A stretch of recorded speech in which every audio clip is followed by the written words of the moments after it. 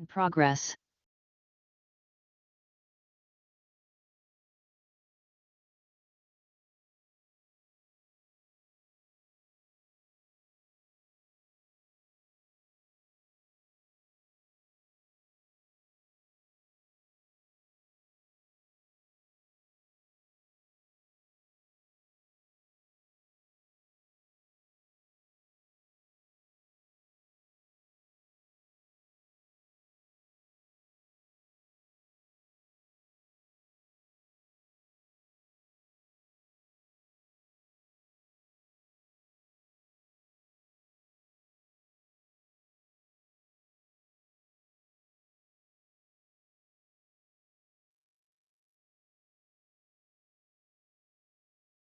Members, good afternoon, colleagues. Good afternoon to the staff of Parliament, everybody who has joined us. Am I audible, colleagues? We can hear you, Yes, Chairperson. Chair. Thank you very much. Honorable members, colleagues, let me welcome you to the ordinary meeting of the Portfolio Committee that we have called for the purposes of engagement on the Q3, Q4 reports of 2025 for a number of entities. I do want to say that this is also the last Portfolio Committee meeting that we're having for this term until we come back after constituency recess on the 4th of August, if I'm not mistaken. I do want to say that this has been a very difficult term for us to manage, colleagues, largely because of a lot of changes that we've had on the parliamentary program. But I think that there's also still space for improvement in the management of issues as they arise, especially urgent issues as they arise from the entities. We've had to either postpone or cancel a number of meetings due to entities not being ready with one thing or the other. And it is my fervent hope that going into the third quarter, we are not going to be having any of those challenges. We are sitting with a draft of the third quarter program, which we hope to share with you as early as next week, so that both the departments and the entities, as well as members, are appraised well in time of what some of those expectations would be going into the new term. So the agenda is on the screen. Maybe before I take the agenda, can I check if we have any apologies for this meeting? Good afternoon, Chairperson.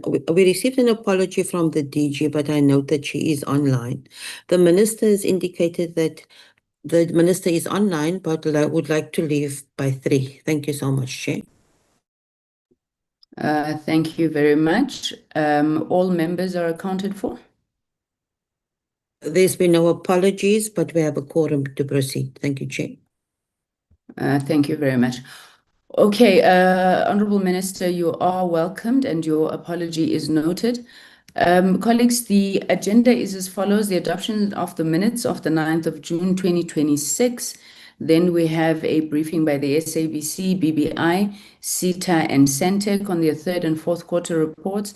The meeting has been scheduled for 2 hours. I have no idea why it would be scheduled for 2 hours, given that the meetings are usually at least from 9 to 1. If my maths stands, it's about 4 hours. But we will attempt to go through this as quickly as possible. Each of the entities will be given 20 minutes to present, which takes us to 2020. That's about 80 minutes in total for the presentations, and then engagement thereafter. And then the final item on the agenda is then the adoption of the visit to the Cape Town studios with Netflix. May I have a mover for the adoption of the agenda, colleagues? I do move, Honourable Chair. Thank you. Thank you very much, Honourable Ngobese. Honourable Bodlani. Second. Thank you, Honourable Bodlani.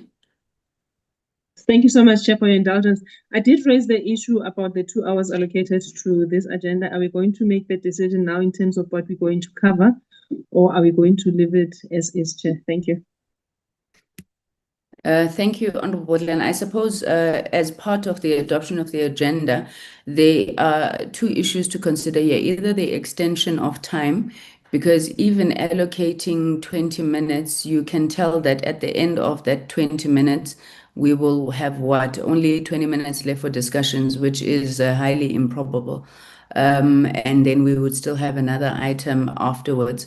My suggestion is that we at least extend the time allocated if members are available to 1700 hours, which is adding another hour, in which case then I think we should be able to get through the business of the day. Would that be acceptable, Honorable Botlane, honorable members?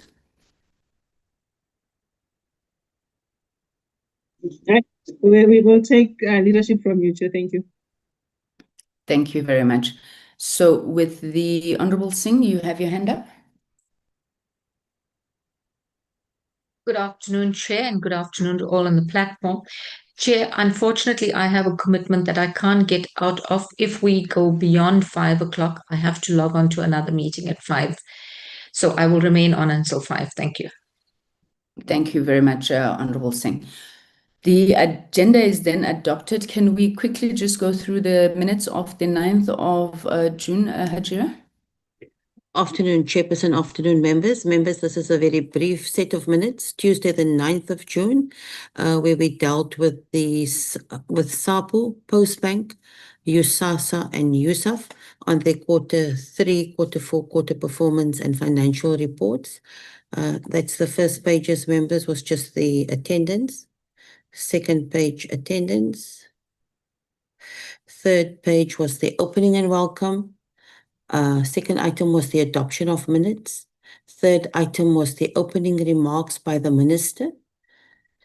And then just to inform members that we dealt with the briefing by USASA, SAPO and Postbank, and that a report will be drafted, which we are currently busy doing. Thank you, Chairperson. Thank you very much, Hajira. Members, those are the minutes from the 9th of June. May I have a person who was present in the meeting, honorable member that was present in the meeting, to move for the adoption of the minutes? Honorable Subrathi? Honorable Chairperson, I move for the adoption of the minutes. Thank you. Thank you very much. Do we have any additions, amendments, or a seconder for the movement for the adoption of the minutes? I do, Chair. Thank you very much, Honorable Ngovese. So with that item then being dispensed of, sorry, I'm busy talking to myself here. Thank you. So the minutes are thus duly adopted. Let's move to the substantive matters on today's agenda then, being the presentation from the SABC, BBI, SITA and Sentech. I do believe that members of the brand new SITA board may be present in the meeting, in which case I'm sure they will be introduced to us by the minister. But we do welcome you, and we are truly thrilled to finally have a board at SITA, and we look forward to engagement with you moving along. Honorable Minister, would you like to introduce the reports before we go into the entities? Thanks very much, Chair, and good afternoon to you and the honourable members on the platform. Chair, I think the substantive matters will emerge through the board. I'll just speak generally about the trends that we are seeing in terms of the performance from both Q3 and Q4. It's a mixed bag of performance across the entities, with entities such as Sentech and the SABC and BBI showing improvement in terms of achievement of performance targets. But there is a common thread around the area of concern, which is the financial sustainability of many of our entities, and this will emerge clearly when we start going through the presentations. And just to indicate, the entities that are joining us today have representation from their boards. And to just lead with you, given that this would be their first interaction with Parliament since their appointment, the SITA board will be represented by Professor Stella Vuma, who's on the call. The SABC is represented by the Deputy Chairperson, Ms. Nomboyiso Bachi. BBI is represented by the CEO, and I understand the Chairperson is also on the call. Sentech will be represented by Mr. Tebogo Leshope, who's the CEO, and he will just confirm for me. I didn't get confirmation of who from the board, whether it's the chair or the deputy chair, that is going to be part of the engagement today. In the interest, Chair, of making sure that the teams adequately use the time that you've allocated to let them get into the actual presentations around them. But for us, our primary concern remains around the permanent risk that confronts many of our entities in this that are appearing before you today are gravely affected by that. So with that, I'll hand back to you, Chair. Thank you. Thank you very much, Minister. All entities, board members, as well as the executive, once again, extend our welcome to you. Can I then ask that the Deputy Chair of the SABC gets us going? Ms. Baiki, over to you and team.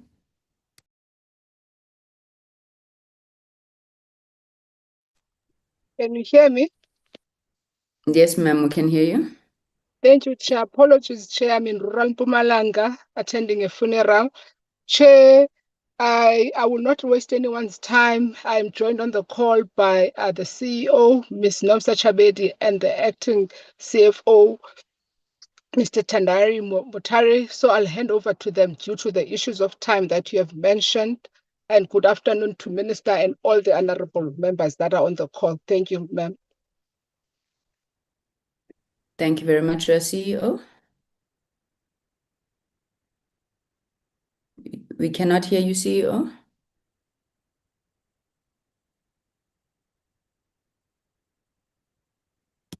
You did so well bringing us Bafana. Now technology, Dololo.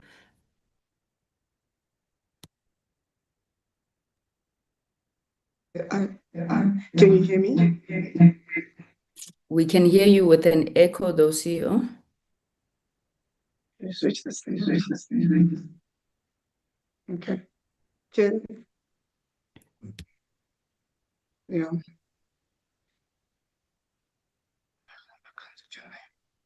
Can you hear me now, and can you see me? Yes, we can. Oh, we did. Yes. Thank you. Person, can you hear me and can you see me? Yes, ma'am. We can hear you and we can see you. It's me. I think they can hear. Can you hear me? Can you see me, Chair? We can hear you. We can see you. Can everybody else I can hear you now. Thank you very much. Thank you. Thanks for your indulgence, Chair. Good afternoon to you, Chairperson, and the honorable members, to the Honorable Minister, Deputy Chair of the SABC, and all the other CEOs and chairpersons of entities. Thank you very much for this opportunity to present the SABC's Q3 and Q4 performance for FY26. I am going to share on my side.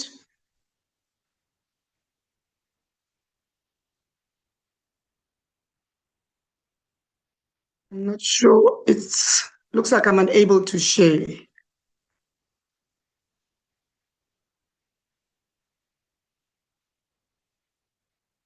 I'll try to share for you. Yeah. It says host disabled participants screen sharing. So I don't have sharing rights. You can proceed, ma'am. Thank you. Let me try again. There we go.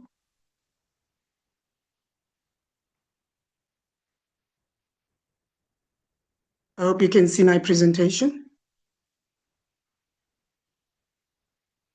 We can see it. Thank you. Thank you very much. What you're going to see, honorable members, is that our presentation here today reflects both our progress and challenges as we continue on our journey to restore SABC sustainability and strengthen our ability to meet the public mandate. The year under review, as the Minister introduced, has been characterized by some challenges, but at the same time, we are seeing improvements in operational performance. And you will see later on when I talk through our digital audiences and our improved governance outcomes. Between myself and the acting CFO, we'll provide an overview of our strategic journey, our performance against the corporate plan, our financial performance, our audience and content achievements, our digital transformation, people and governance matters, and our priorities going into the current financial year that we find ourselves in. Honourable Chair, the SABC remains South Africa's universal broadcaster. And if you look at our strategy on a page, which has been unchanged since I started presenting the FY26 performance, is that our mandate goes beyond our commercial objectives. It's still to educate, to inform, to entertain, and I think also importantly, to preserve and promote South Africa's identity and democracy. During the period under review, we are still operating within our 3 horizon strategy. The first one being the stabilization and financial sustainability. And we find ourselves now in Horizon 2, where we're building new digital and commercial capabilities. And obviously, we'll be going into Horizon 3, where we talk about a future-fit public media organization. From a strategic journey perspective, I'll only highlight, in terms of the financial year that we are discussing. For the quarter, in terms of Q3, we did host a very successful G20 summit where SABC was the gateway broadcaster. SABC relaunched S2 with fresh content. You will see that it's not the ideal because in terms of the inventory that we've got, we needed to launch far more compelling content, but we did manage to strengthen our schedule. And one of our, the quivers in our bow is that SABC Plus grew. And we basically surpassed our target. We grew to 2.1 million registered users. We increased our sports rights acquisitions. And during that period, we did then acquire the World Cup that we are all enjoying. And congratulations and good luck to Bafana. And we reduced our losses substantially, and the CFO will talk through it. I'm not going to go through 27 because I do cover it to a certain extent during my presentation. I think what's important for us is that we're still very clear in terms of our key metrics. And this is the year, 27, but I'll go to it later. It's just that because of the timing, I need to watch the time. During the quarters under review, and now talking specifically to Q3, but it also throws forward to Q4, is that this is a time when we saw strong digital audience growth. I spoke about the successful hosting of the G20 broadcast. We saw improved leadership stability, where we actually recruited and stabilized our executives bench.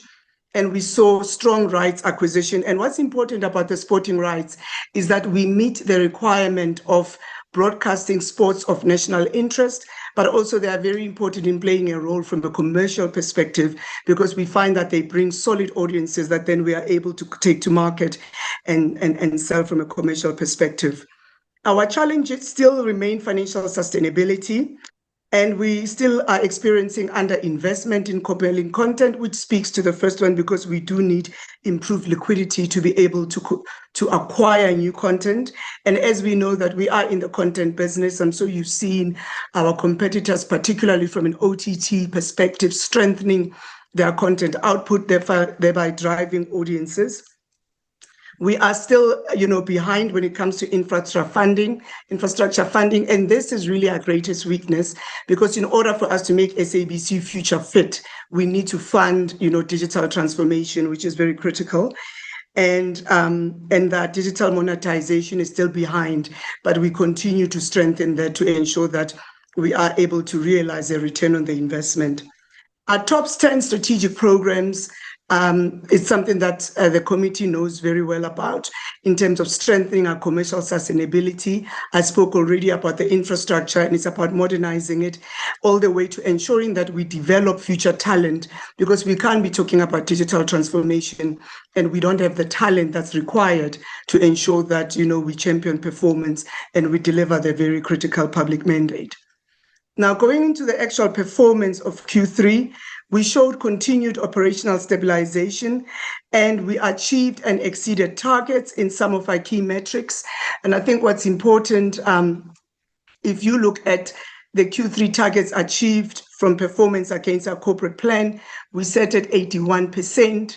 Year to date was at 76%.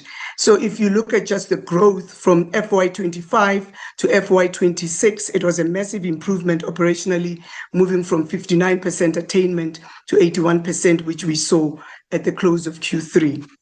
And looking at it in terms of our EBITDA and our financial sustainability performance, Q3 was very strong for us, and it was also driven by advertising and just the financial and austerity management that we managed to execute. And the ACFO will talk through it. I just don't want to be repetitive from this part. And he will talk through it, where we saw a very strong Q3 despite the weakness and the softening of the market. And going into, in terms of our content and audiences, SABC One Chair remains one of the country's most watched channels, with Uzalo, Generations, and Skim Sam being the top 3 most watched nationally. So that's a very important one for us, because it assists in retaining audiences and ensuring that we are able then to go to market and monetize the audiences. What makes us also proud is the performance of SABC2, SABC News, which remains the leading source of news and current affairs in the country, and very much so that during the quarter under review, 15 of our top 20 current affairs shows were from SABC News. So it's something that's very important, just to show just the strength and the competitiveness and the fact that SABC News still remains the most trusted news output in the country. I already spoke about the G20, but I think what's important, looking at also the challenges at this point in time, is that you'll see that our lack of investment in fresh content is still a challenge. I think somebody needs to mute. Thank you. Okay. Okay, I'll continue. From a challenges perspective, SABC2 Primetime still presents us with a challenge, because it still has no real flagship programs that drive viewership. So we attained 2.8% against a target of 4.5% audience share. But so therefore it was below target. From a radio perspective, what we are experiencing in radio is that for the last couple of years, the REM's audience measurement data has been unavailable. Therefore, it really limits our scheduling and commission decisions. Chair, that is not unique to the SABC. It's an industry-wide issue, because REMS is really our currency as an industry. But the good news is that as we sit, a new provider has been appointed, and then in the next couple of months, we should then get the new data to be able to really give us real-time performance from a radio perspective. So it becomes very difficult to actually, analyze our audience performance, because of the fact that we don't have the data that's available. The exciting part as well during this period is that SABC Plus exceeded 1.8 million registered users. We continue to see the growth and the strengthening of SABC Plus, and I'll talk to it later. And radio really made us proud and strong, and showed exceptional performance, even in the Telkom Radio Awards, where we picked up 27 awards. From a digital perspective, radio really growing with strength in YouTube views, and we are seeing growth in streaming, which is very important. We keep on talking about the digitization of audio, and SABC Radio is really a top performer, where we actually went above 40 million streaming sessions. So that's very, very important, ensuring that radio is future fit. I've already spoken slightly through this, but we've met our targets in terms of the national days. We do have the very important output of social cohesion and ensuring that we do cover the celebration of national days in South Africa's calendar. We've met that target. We've met the national sports target. And moving on in terms of our platforms and digital performance, our digital performance continues to show strength. For the quarter under review, from a content digitization perspective, we actually reached above 45,000 hours of legacy content that we digitized. And we've spoken about this, Chair, to say this is very important from a content perspective, ensuring that South Africa's memory is actually archived. But most importantly, this content that we're digitizing, we are able to monetize, but we are also able to actually put it on our digital platforms. We've launched new websites and mobile applications, so we've met that target. We've had zero cybersecurity downtime, which is very critical in a world where more and more cybersecurity becomes a strategic risk that organizations continue to experience. We did have a delay when it comes to SAMS. SAMS is basically our scheduling and advertising system. We soft launched radio in the previous quarter, but we struggled to actually launch TV, but we strategically decided not to because it would have affected our prime time, which is, your festive trading season.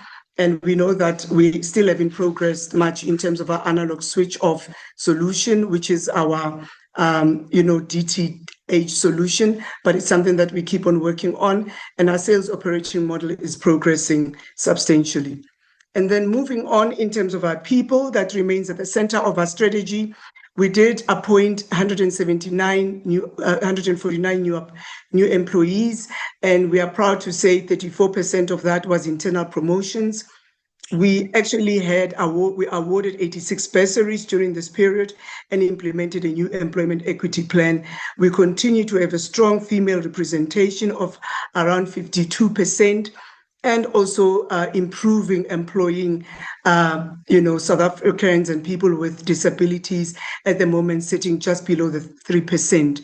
So this is very important for us. From a challenge perspective, executive vacancy rate is still something that is we're watching. But, when we ended Q4, we managed to appoint the GE News, which was a very important appointment, but I'll talk through it very quickly under Q4. But this is where we sat. From a governance perspective, Chair, sound governance is very important and remains a major strength for SABC. We managed during this quarter to achieve 61% resolution of audit findings with zero BCCSA complaints, in terms of the complaints that were issued against us. We managed to ensure that 0% of them were upheld, meaning that we're doing very, very well from an SABC perspective. We also signed 13 strategic partnerships during the quarter under review. And then what I'm going to do is just hand over to the acting CFO to just at a high level take us through Q3. We'll spend more time in Q4 because, that would be the focus because we've already closed Q4. Tendai.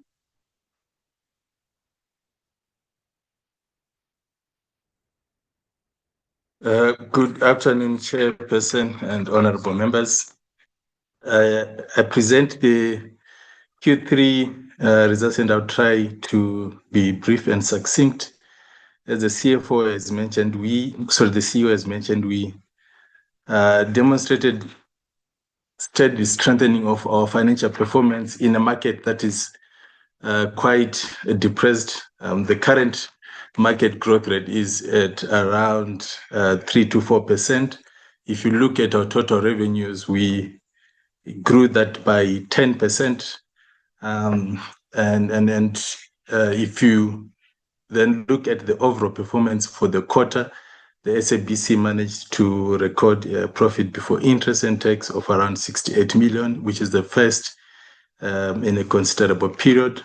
It does show the extent of the turnaround that we are on. However, the key long-term financial sustainability concerns and risk still arise. Our going concern is primarily impacted by two key areas, Chair and honorable members. The funding bill and the funding model for the SABC remains unresolved, and as such, the ability to attend to our long-term infrastructure and strengthen our balance sheet remains a weakness, and subsequently, our efforts in the market to gain funding for our short-term and liquidity support remains constrained. If you then look at the balance sheet, we still carry an overhang on the creditors, primarily the amount that we owe to Sentech. I must acknowledge the efforts that the Honorable Minister Malatsi and his department are putting in place to try and mediate and assist in settling that historical debt. I will pause there for Q3, Chair. And Chair, then we're going to move to Q4 because we're doing both Q3 and Q4. Q4, from an SABC perspective, we saw continued digital growth acceleration. Our governance targets were exceeded. Our audience performance remains strong despite the competitive environment in which we exist, with competitors introducing strong new content. And our financial losses continue to reduce, and I'm certain the CFO will speak to that. However, Q4 was not as strong from an EBITDA ratio perspective as Q3 was, and we will talk through that at a later when we talk through the slides for our financial performance. The good news is that though our content and audience pillars continue to perform for us, however, our primetime audience, if we look at S1, the target was 18%. We came in at 17%, which is just a percentage below target. Our primetime audience for S3 was, very encouraging. S3 continues to be, from an albeit smaller base, but we managed to reach our primetime audience target. SABC Plus continuing to grow strength by strength, with a target of 1.4 million registered users. SABC Plus managed to close out the quarter at 2.15 million users, which means that it exceeded its target by 54%. Sport delivered quite a strong performance, with SABC Sport showing in the national top 30 programs, which is very important. And SABC 2 still really not coming in strongly, with recovery still underway. And I think for content and audiences, that's what we saw. SABC News really doing very, very well, really having the 13 out of top 20 news broadcasts, and also still really holding its strength when it comes to overall news output. So that's where we sat when it comes to content and audiences. And then coming back, Chair, going into platforms and digital transformation, and I'm skipping some of the slides, but at a summary, I am talking to them because I've summarized the performance in these slides, is that if you look at our digital journey, it is still one of our most important growth stories. If you look at the achievement, we've managed to get more than 68,000 hours of legacy content digitized, which is very, very critical for us, exceeding our annual target by more than 8,000 hours. Mobile applications, all of them were delivered. We launched a gamification pilot project. This is very important for us. It's on SABC Plus, and it's also to help us get new users, but also retain users. And importantly, we're using gamification to assist in the payment of TV licensing. So that's part of what the gamification pilot is.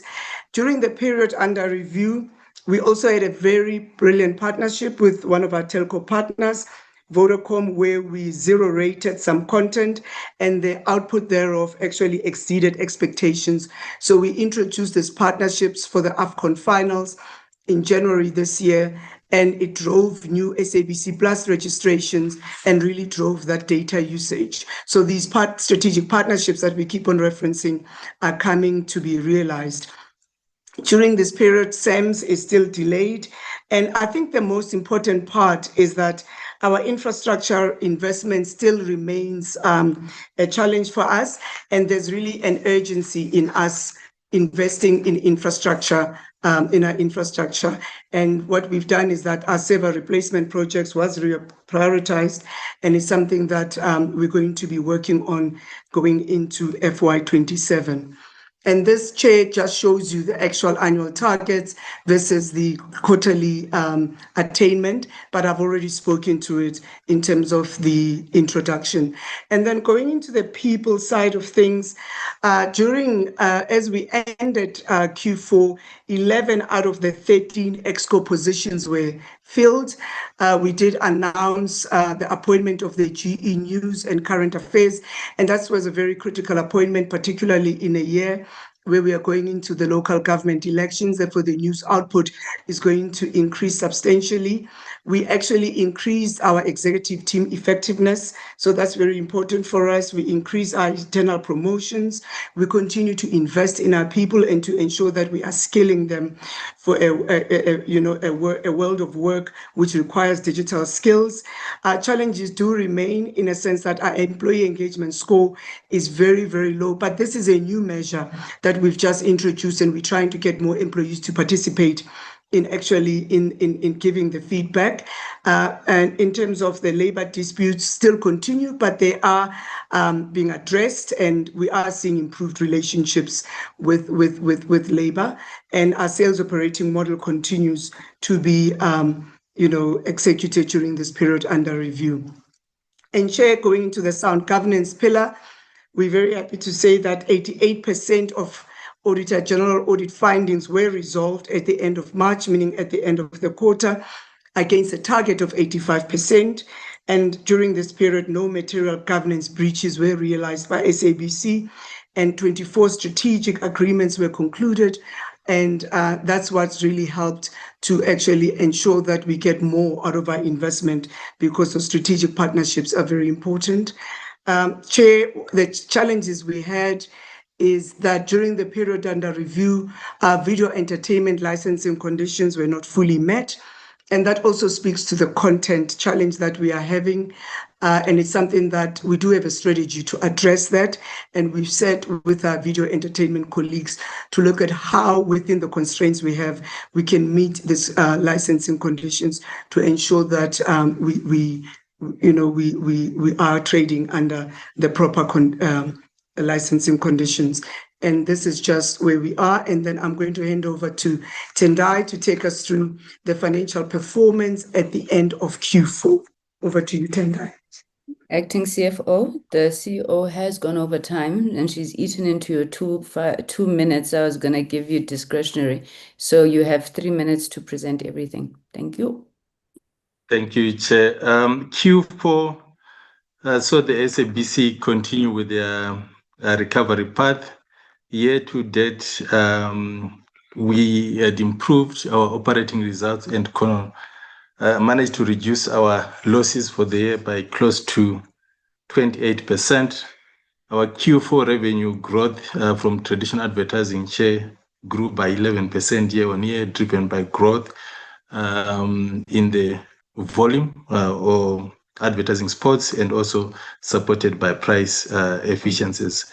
We still carry the issues around liquidity and going concern as previously stated. However, we remain technically solvent, Chair, and we, as we are going through the audit process, we foresee that the going concern risk remains, but we will still be in a position to maintain our improved and unqualified audit outcome. I will hand back to you, the CEO, Chair. Thank you. Thanks, Chair. I think we've come to the end of our presentation for the time that we've been given. Thank you. Back to you. Thank you. Thank you very much, CEO, Acting CFO. I take it, members, that we did get these reports, these documents on time. Hence, we're trying to be very strict with time management. Let me congratulate the SABC We know how far the CEO has come from in terms of time management, and we are definitely seeing improvement in that regard.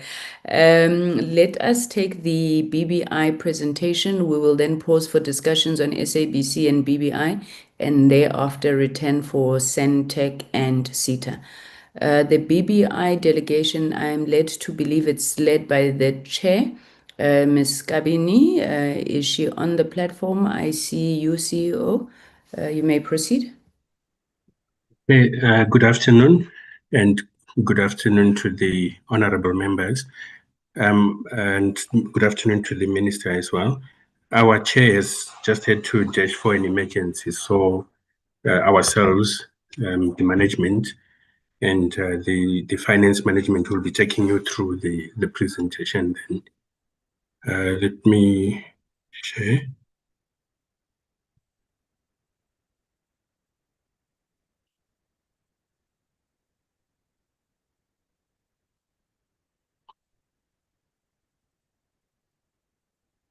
Okay.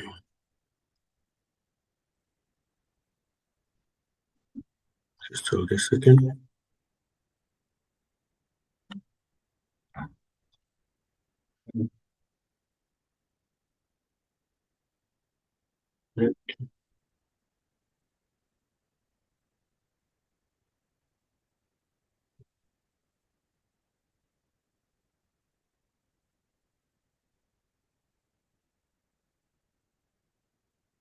I'm going to put it into presentation mode.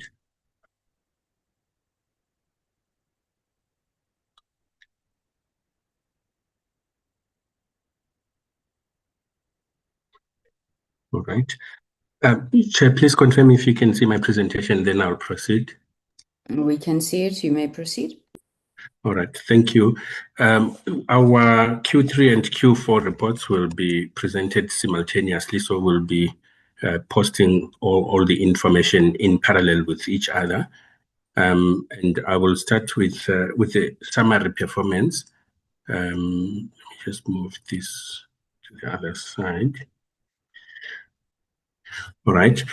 So for Q3 on the performance result, we managed to achieve 12 out of the 18 targets, which translated to about 67% of the performance.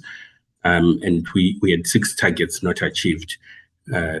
Some mostly related to financial sustainability and also SA Connect due to the pause at that particular time. Chair, I must just add that we have done 1 or 2 minor changes in terms of the presentation. The material information has not changed. This is just to make it smoother in terms of chopping and changing so that we don't have too many people coming in and going in terms of that. So this is the Q3, and what you see in the column there, which is Q3 2025-26, the red are those targets that we did not meet. And then next column, Q4, shows that we actually met 16. There was an improvement. We met 16 out of the 18 targets, which then translated to about 89%. We did not meet the debtors days and the SMME days paid, primarily because of our cash flow problem that we will still talk about later on. So at a glance, this is then the performance of BBI for Q3 and Q4. If I go to the next part, I have spoken a little bit, Chair, about the financial cash flow problem that we have, and we have instituted a turnaround strategy to improve the performance. We've previously presented on this, so I'll just summarize some of the things that we are looking at, of which at a later stage we may be in a position to share the actual performance in terms of each of the pillars that we have recognized or identified for us to be able to improve the cash flow of the organization and the revenue. So our first pillar is on financial stability, where we are looking at stabilizing the cash flow, renegotiating contracts, and looking at our entire network and looking at what we have that needs to be terminated, that is inactive, that we are not using, as well as assistance with recapitalization, which we have submitted to our shareholders and hopefully it will be working through the system. And then we're looking at revenue generation, where we want to commercialize our network and introduce new products and services, including looking at restoring old sites for the projects that we have executed for SA Connect Phase 1, 2, and for USASA. And then we are hell-bent on cost savings across the board, whether from a network perspective, human resources perspective, and everything else related to running the organization. And we're going to be doing that in a very responsible manner, but in a very focused way.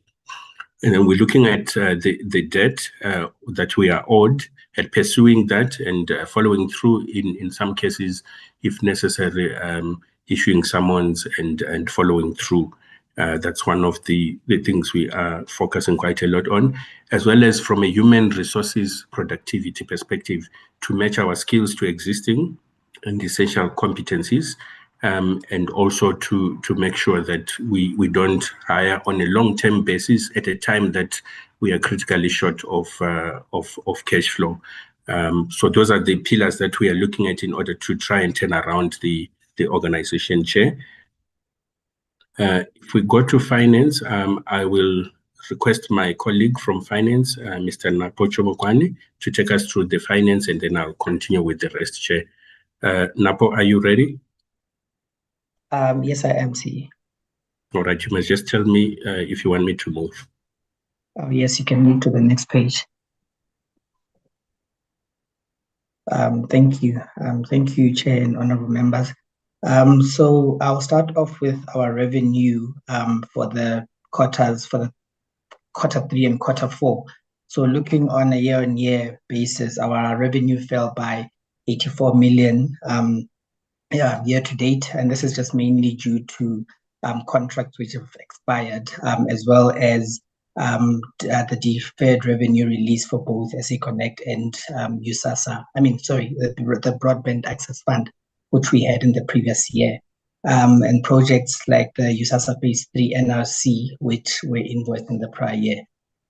So comparing the year-to-date revenue with the budget, in year to date, we were sitting at 502 million and 31 million below budget. And in quarter 4, we were looking at 290 million, which is 115 million rand above the budget. This is just mainly due to the fact that in quarter 3 and quarter 4, our national revenue is 194 million below budget, mainly because of cancellations and the delays in implementation of the commercialization model. With SA Connect Phase 1, we were 14 million rand below the budget. This is mainly due to the non-performing sites and delays in connecting the 713 sites for the SA Connect Phase 1 project. However, we are busy with the resuscitation of those sites, and the back billing for additional sites was done and paid in March. There was also USASA, which was 37 million rand below the budget, and this is just mainly due to inactive sites. You can move to the next page, CE.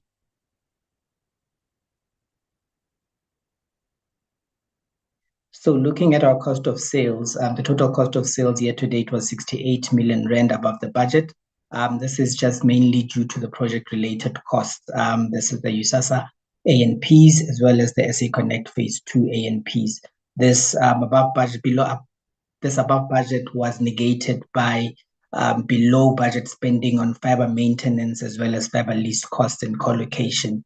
The reasons for that are, in most cases, just when we're looking at the fiber lease and co-location, it's just delays in proposed OPGW for Eskom, as well as delays in leases for new sites. On the fiber maintenance, it was just mainly due to the credits that we got from the works on the quarter 1 invoice. On our operating expenses, we were 35 million rand below the budget. This is made up of employee expenses, which was 21 million rand below budget due to the budget had taken into consideration a provision for the bonus, which was in Feb. There was also legal costs which were below budgets, and this is just mainly due to the ad hoc nature of these costs. This also applies to repairs and maintenance, marketing. This together with the cost containment measures that the company is undertaking then resulted in us falling below budgeted expenditure for Q3 and Q4. You can move to the next page, CE. And then looking at our balance sheet, our non-current assets are sitting above the budget, and this is just mainly due to the delays in capitalization of projects. The budget had assumed that projects would be completed, and then we would have started with the capitalization and then gradually depreciating the assets. On the total liabilities, majority is sitting with the trade and other payables as well as deferred revenue, which is over budget because of the current cash flow constraints that we are experiencing, which then result in delays in payment of service providers. We can move to the final page, CE. Thank you. Just looking at the irregular expenditure register, this hasn't changed from what was reported in Q1 and Q2, just notably that the regular expenditure which was identified last year, we're currently going through seeking a legal opinion to make sure that we resolve that, and in parallel we are also taking that to the loss control committee to get it concluded. The other irregular expenditure incurred amounting to 96 million rand, which was identified in the 2025 financial year. This has been condoned in the current year. This based on the advice from the National Treasury. That brings me to the end of the finance report. Thank you. Okay. Thank you, Napo. I'll proceed, Chair, with the rest of the presentation. So from an employment equity representation, we've got a populated table there, which shows how many males, females, foreign nationals, subtotals, and our gender profile at this stage is sitting at 35% female and 65% male. We try to deliberately correct that profile, but with the hiring moratorium that we have at the moment, sometimes it becomes a little bit difficult, but we have made some inroads. You will see maybe in the next quarter that we have an interim CFO who would have joined us, and she's a female. And so we continue to make inroads in terms of that. From a grand total perspective, if you look at the second from the bottom row, that shows grand total, we've got 124 employees out of a total of 155 head count that is approved or allowable. And the reason why we are sitting low is because of trying to manage our costs and trying to also empower people internally in the organization so that they can take opportunities to act in other capacities and so on, while at the same time not increasing the salary bill. And we were requested also to support gender-based violence centers, and we are happy that we have provided connectivity to Maskatelelani NPO, the hotspot. We've got the details there, and there are 9 others that we have provided connectivity to under different projects, and we will be reporting about those in the next report. And then from a targeted procurement perspective, we met almost all the targets except on the QSE, qualifying small enterprises, as well as on a generic, especially in Q3 where we were quite low. We ramped up quite a bit in Q4 to get to about 13.78%, as well as 13.43%, which is just short for the QSE, just slightly short of the 15% target. And then on compliance and risk, of the internal audit findings, 81% have been resolved and 19% are still in progress. We have given examples of the ones that are still in progress pertaining to assets and long outstanding payments and policies, and all these we expect to have been closed by the following financial quarter.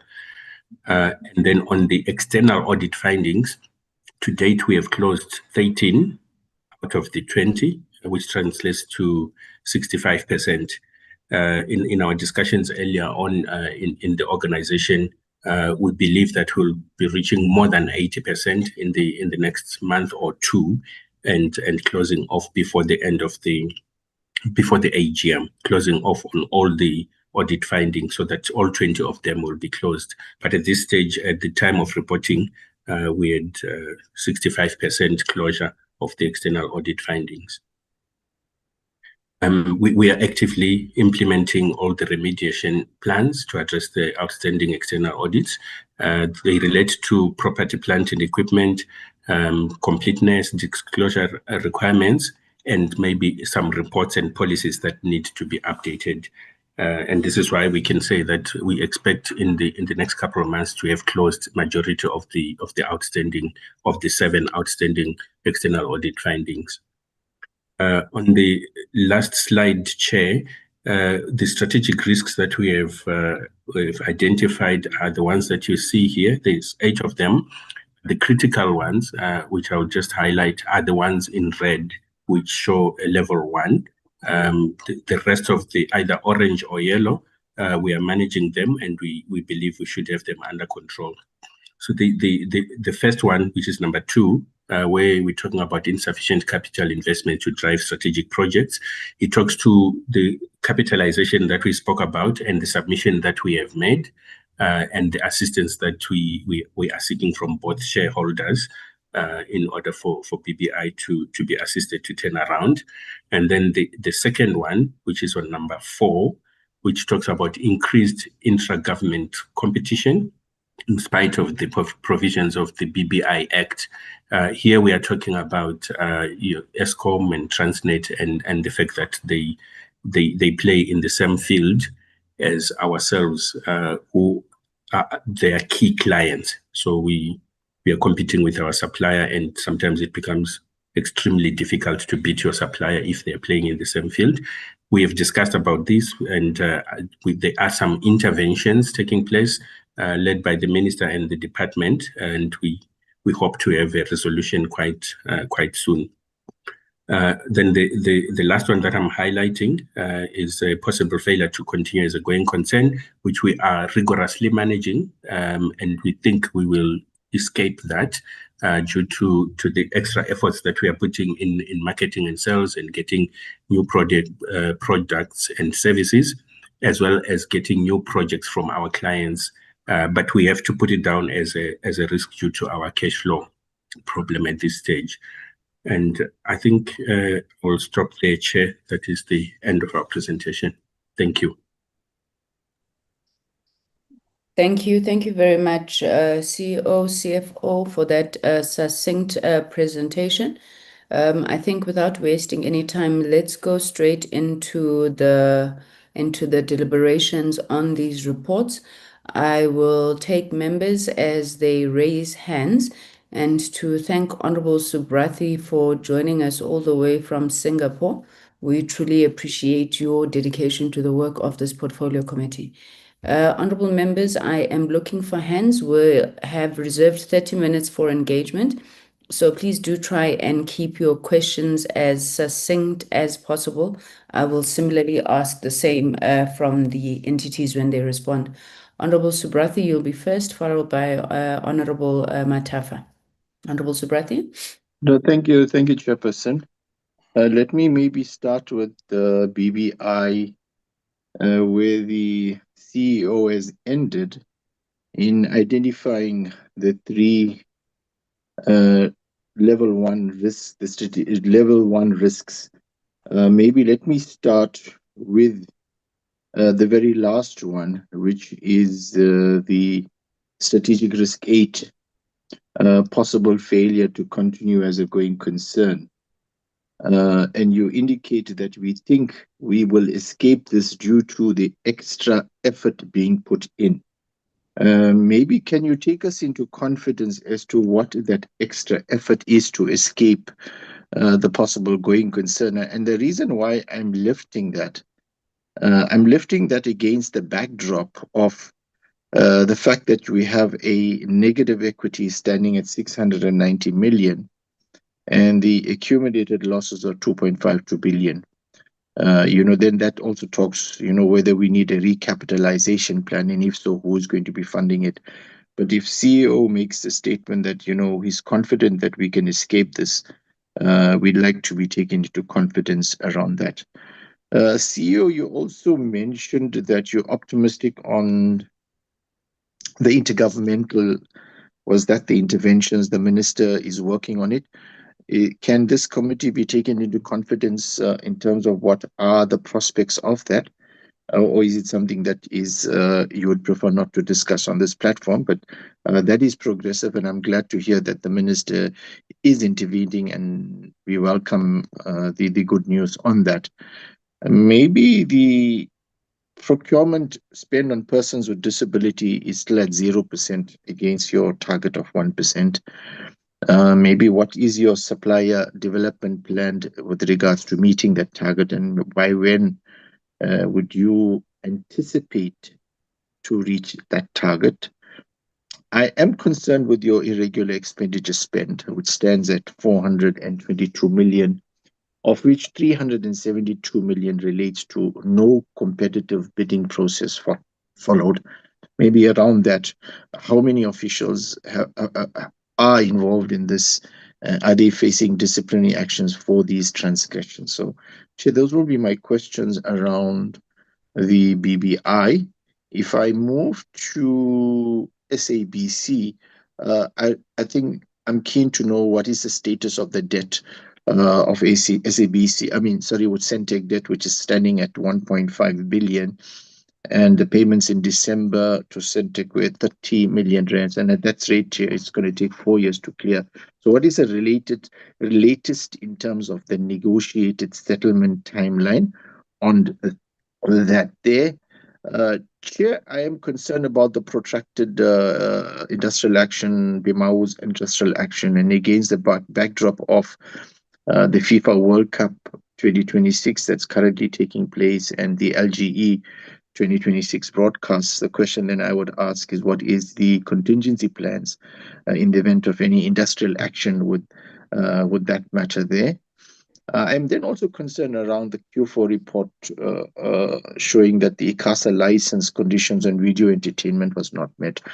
Has ICASA issued a non-compliance notice, and are there any penalties that are pending around that there?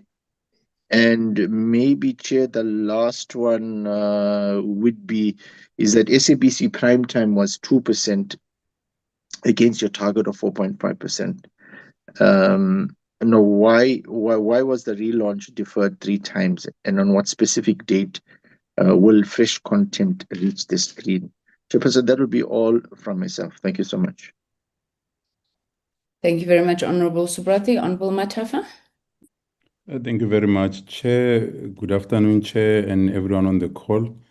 Chair, I'm requesting that I show my face to confirm that it's me, and request to switch off to save my bandwidth, if it's fine. Thank you, Honorable Matafa. Thank you very much, Chair. Chair, let me also greet the Minister on the call and appreciate his opening remarks and the presentations as they were made. Chair, please allow me to just check for clarity, starting with the SABC on 3 areas. And the first one is on the drop that was experienced on Q4 performance from 81% to 68% on SABC 1, 2, and EBITDA, which seems to have failed annually. So the question there would be, what specifically caused the performance to deteriorate in the final quarter? Again, on Q4, there is a deviation statement by the SABC that says commercially generated revenue is being redirected to fund the public mandate. We understand that the SABC bill is still in the process of finalization, but the question would be, has the board finally or formally communicated this position to the minister and the treasury, and what is their response? Because our view is that this remains a blue area, a gray area, which can lead to financial distress. On year-end cash of 93.2 million, without the 317.1 million government grant, what would the year-end cash position have been? That again speaks, Chair, speaks to the financial sustainability of the entity. And on BBI, can I speak to the issue also of Q4, where the score had moved from 67 to 89%, but there are targets that have failed. I think there are two significant ones. And what is of concern is that there are repeat failures. And that is status at 102 days and SMME payments at 56 days. Why would have these specific targets failed every quarter? And what measures are there to ensure that these failures do not repeat themselves going forward? Chair, again on BBI, we know that the year-to-date revenue of 502 million is below both the budget and the prior year of 586 million.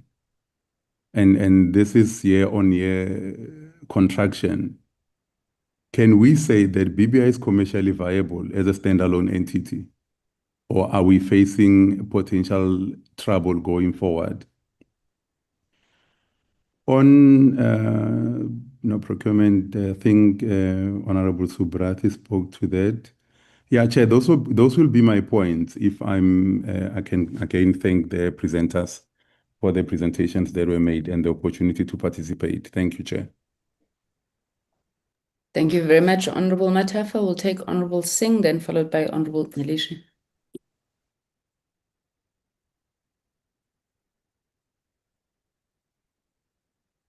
Thank you, Chairperson, and greetings to the Minister and all colleagues and officials on the platform.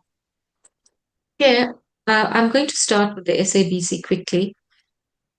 And Chair, we all look at the challenges, and there are definitely serious challenges that need to be addressed.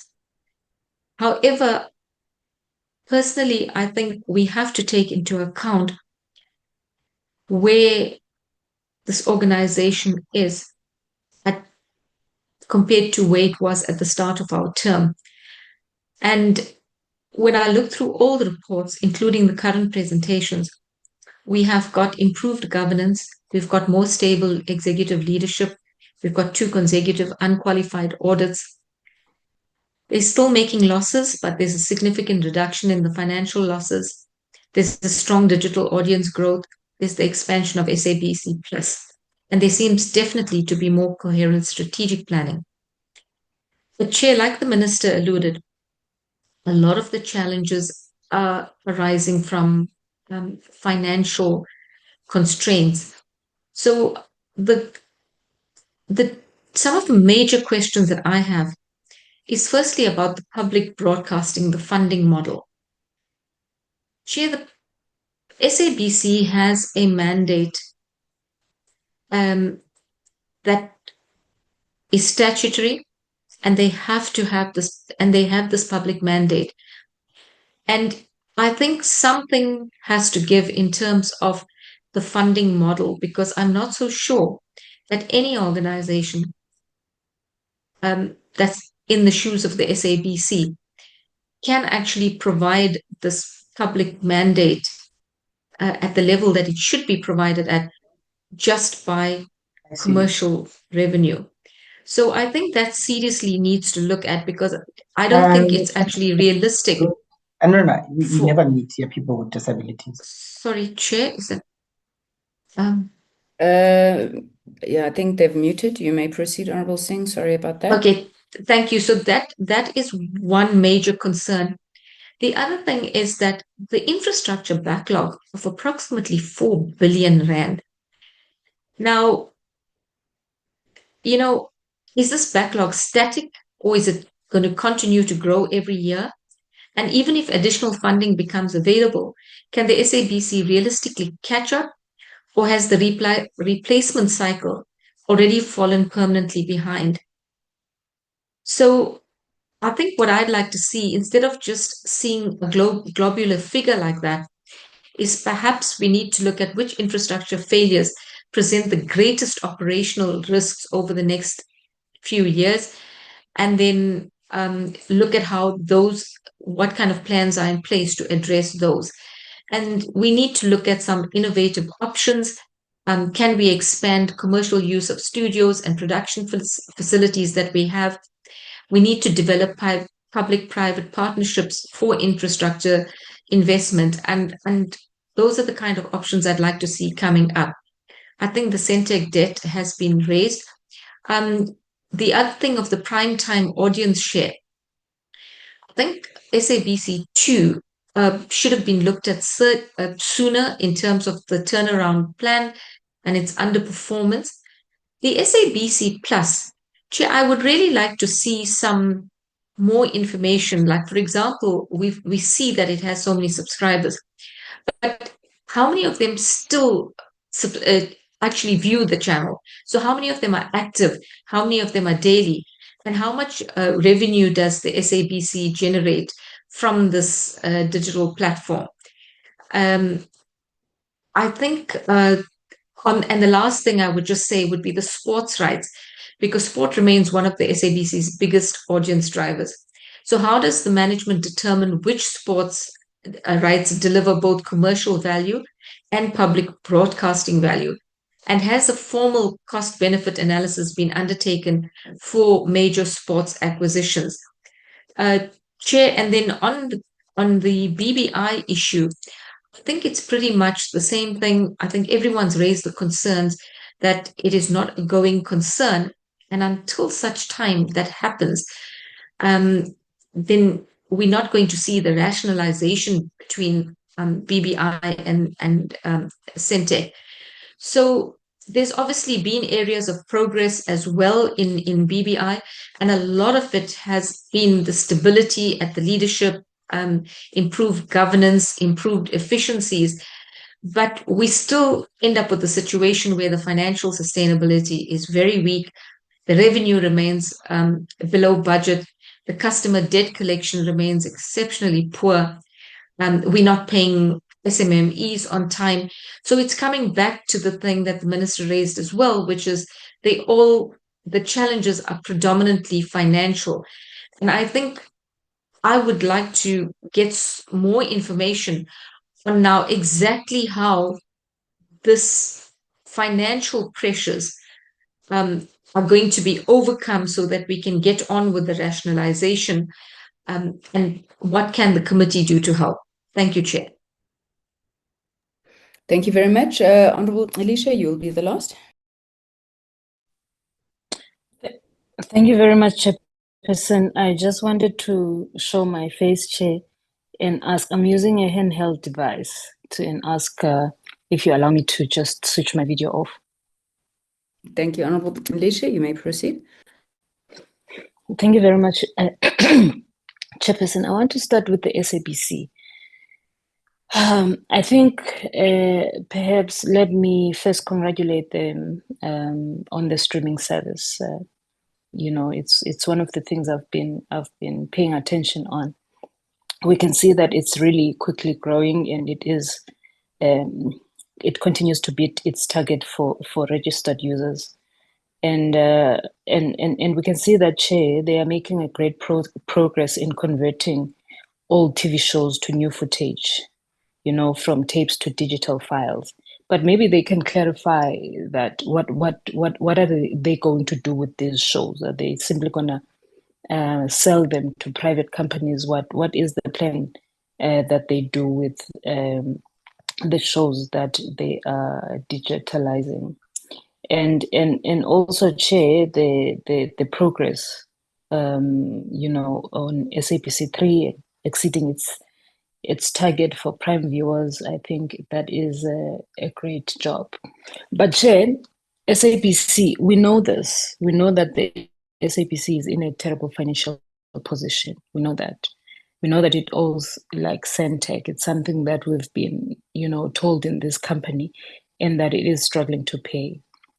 We know that it can't pay its bills on time. We know that, their cash reserves are critically low. We know, that they continue, even their main channels, which is SABC1 and SABC2, they continue to lose viewers and they are not meeting their viewing target. We know, we've spoken about the state of the studios, the cameras and the tech system. We know that they are breaking down and, they're causing delays, and needing, we've spoken about the need for urgent replacement. And we know that this is affecting the staff of the SABC because the staff morale is very low, and these are the things that are contributing, These are the things we know. And unfortunately, even the plan for the future is vague. It doesn't address these issues. Their plan is focusing on advocating for a better funding model, but it doesn't have, in my view, a concrete, realistic plan to get there. It seems that, I don't know if I would be correct to say that it seems that the leadership accepts the low performance of the SABC1 and SABC2, especially SABC2, because the CEO it seems to be blaming, it on the sustained absence of the flagship program on SABC2. I think it must be clarified, Chair, that in a competitive market, this is a critical failure because people clearly are choosing to watch other things. So I wish we could get to a point where we are told by the SABC and particularly the minister, the plan that they have to improve the SABC, because I don't think we can put entirely the blame on them because we know that the SABC doesn't have funds. And we see that every time they come in front of this committee to make presentations. But I think, Chair, before I part with this issue of SABC, of the SABC, is that I always wonder if they are truly serving the public or they just, playing it safe because they don't have content. They are not making South African content, they're making shows that nobody watches, and that's why they are losing people to other things that people then get to watch. Maybe they can clarify what is the plan. What is it? What is their actual plan to ensure that they attract viewership and they retain the viewers that they have? And the last one is that how can they still have 23% vacancy rate in their top leadership? And there's no plan to fix it because I didn't see them talking to that plan, So maybe they can clarify that, because I then wonder if they are running the SABC or they just trying to manage its decline, because every time it's like it's just management that is happening instead of running the public broadcaster. And quickly, Chair, with BBI, you see the report paints a picture of a company that is really failing its mandate. And it is a financial liability, and I think we should be concerned. Their presentation mentions a plan to fix things, but now it's just extremely vague. The first few items are about stabilizing cash and renegotiating contracts, but then they keep repeating productivity without any detail. There's no detail, because if you keep on just repeating in your plan productivity, that's not a serious or a real plan. So you see, Chair, in my view, is that a state company or a state entity that is owing more than it owns and losing, money, and not just like little money, hundreds of millions of rands, is a direct threat to public funds. Because I ask myself, how much more money will the government need to pour into BBI to keep it afloat? And most importantly, where is this money going? I'm concerned. I'm also concerned because the jump in their irregular expenditure to almost 500 million is a massive red flag. And I think that's how we should see it. Because that contract that was awarded without a tender process should be a classic case of, potential corruption. And I think we must demand, Chair, a full transparency on that contract awarded without a tender process.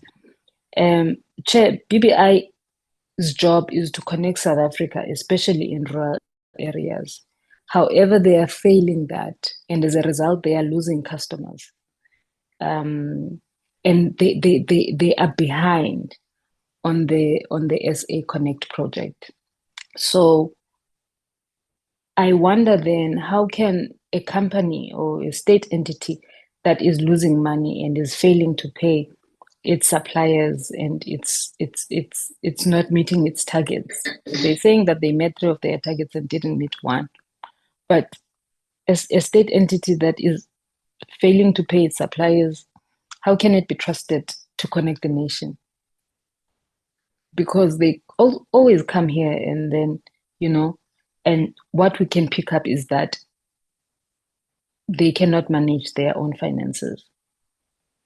So how can they manage, the country's digital infrastructure if they cannot manage their own, finances? I think I'll leave it at that. Thank you very much. Thank you very much, honorable members, for those questions. I just want to maybe just quickly find out, I want to join those colleagues that have congratulated the SABC for a job partly well done. It's unfortunate that government seems to be failing you on the funding model. We have tried numerous times to find out how far this thing is, and the buck keeps being passed from this one to the other one in government. And unfortunately, it's leaving our hands tied, and I think your hands tied. So whomever is representing the department today, I think I was told that the DG was here. I know the minister had to leave at 3. Can we get an update, which is hopefully more concise than that one we got on the last time on the funding model? The second issue, it's been more than a year now since the High Court, I believe it was, would have interdicted government from switching off the analog signal. This matter is raised again in the presentation from the SABC as one of the challenges or constraints that the entity is facing. So again, I would like that we are given an update on the analog switch off, particularly the nature of agreements that have been reached with broadcasters insofar as moving us towards switch off, and particularly given the fact that we were told that there's been engagements, I think now for more than 8 months or so, with the broadcasters in relation to this. Can the SABC just expatiate on this issue of a loan facility for, I think it said studio revamps, who's AB? It says AB loan facility, and how far is the work being done on that revamp, and just the conditions of the loan, please.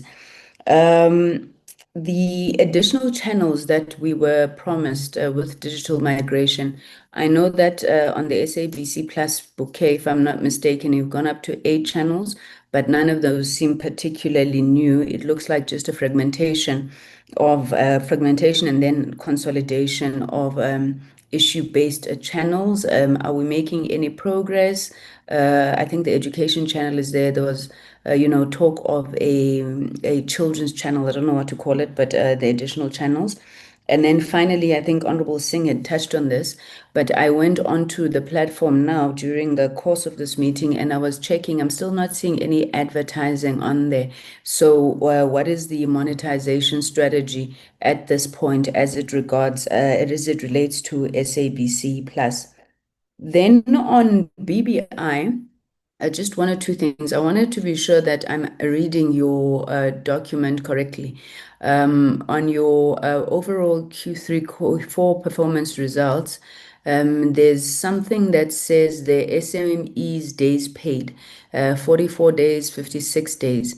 Am I correct that you're saying you're only paying SMMEs after 44 days in Q3 and 56 days in Q4?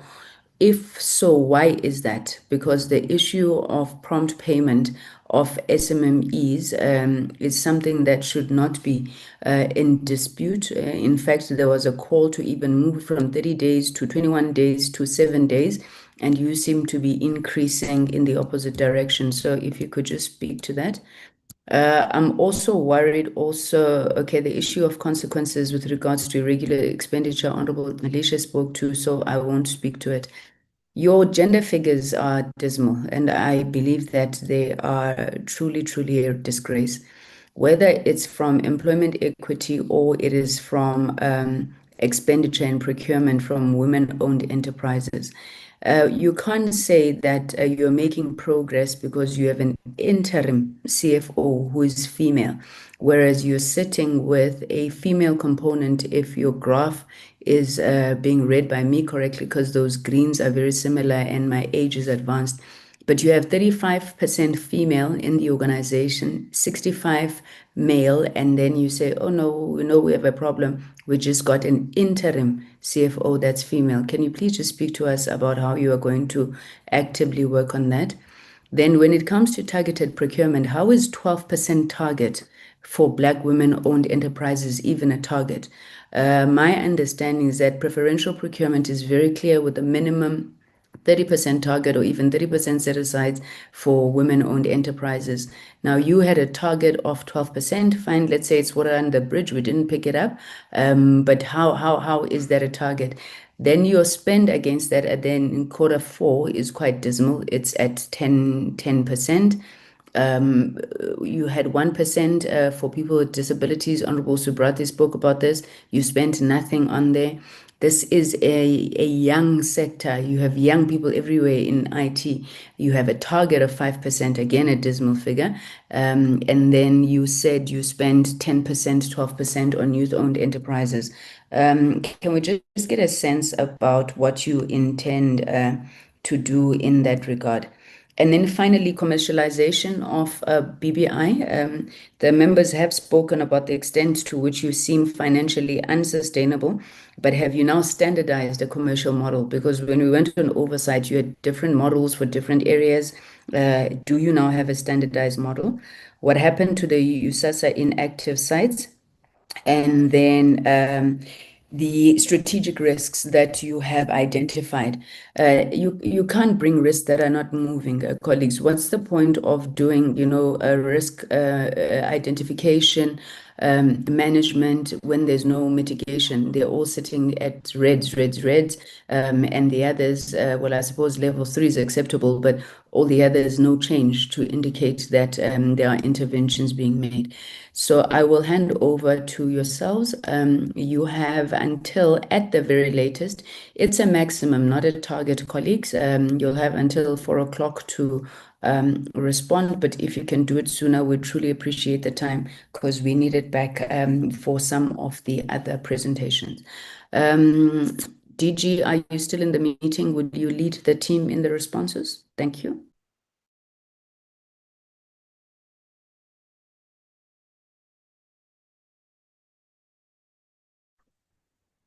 Thank you, Chair, and a very good afternoon.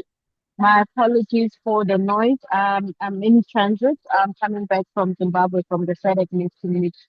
I will then like to invite the SABC to take the responses, and then after which they will be followed by BBI. Thank you.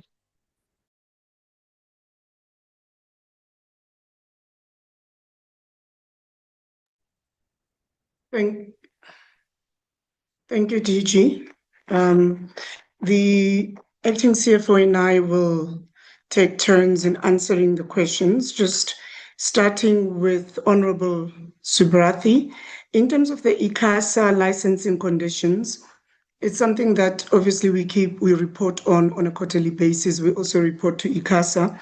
We don't have a certificate of non-compliance, and there were no penalties due to us. We are addressing it, and I think, Honourable, it generally just goes back to the funding issue and our inability to actually procure new content, to acquire new content.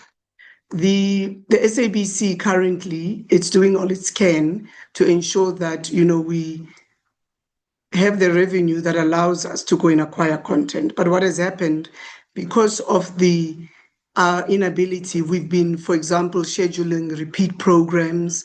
We've gone to our archives to come up with our, evergreen content to plug the gap. And unfortunately, because of that, there are certain requirements that we are not meeting, which takes us back to the issue why funding is so important from a public broadcaster perspective. It's because more and more we are forced to flight content that is commercially viable. So if you look at the ICASA requirements, there's language requirements, for example, whereby X amount of language needs to be in prime time. But we know that in South Africa, we do have minority languages. Now, if you're competing in prime time against competitors with strong content, and your obligation is to bring in minority languages, you have to plan for a revenue challenge. So those are some of the things that we are currently dealing with, in a sense that the obligations on SABC don't exist with other broadcasters. They are at liberty to actually schedule what they want to schedule at whatever time, whilst we, on the other hand, have to adhere to those licensing conditions in terms of just the language, for example, which is the one I'm using. And therefore, it does impact us in terms of revenue, but also in terms of audiences, because audiences choose what they want to watch. So that's the first one. And then the second one, Honourable, in terms of labor, from a risk perspective, we always flag that because there is always that possibility of labor action. But at this moment, there hasn't been any material, challenges when it comes to that. We're still sitting at the table, we're still negotiating. And in fact, we've walked away. If you look at the sales operating model, we've come to the end of it, we've executed, we've come to an alignment with labor. So that industrial action, we've managed to manage the risk. We haven't realized it, and that's where we are sitting. And then coming to the issue of S2. S2, the reason of non-performance is that in terms of our content strategy, because we have a proper content strategy, we realized that we had to strengthen S2. And what we did is that in February of 2026, we launched the new S2 program, the new S2 schedule. And Q4 came to an end in March. Therefore, it was too early to see the impact of the new schedule. So we did bring in new content for S2 in February with the launch of the new schedule, but it was too early for it to start showing us those green shoots at the end of Q4. So those improvements are there. The reality is that the competitor programming is still very strong, and we are competing in that manner. I'm going to ask Tendai just to talk through the EBITDA comments, and then I'll come back to pick up the other questions.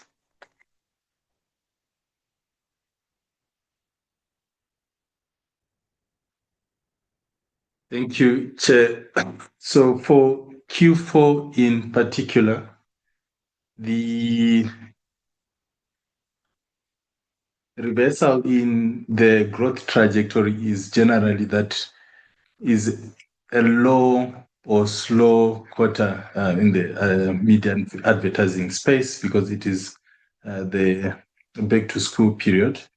But if you look at the core traditional revenues for Q4, we did say that there was growth year on year, about 7%. However, overall, there are other streams within our revenue bucket that had not grown, particularly around content exploitation, because we haven't been in a position to invest in a lot of content. But in terms of the traditional core business, there was growth. Thank you. Thank you.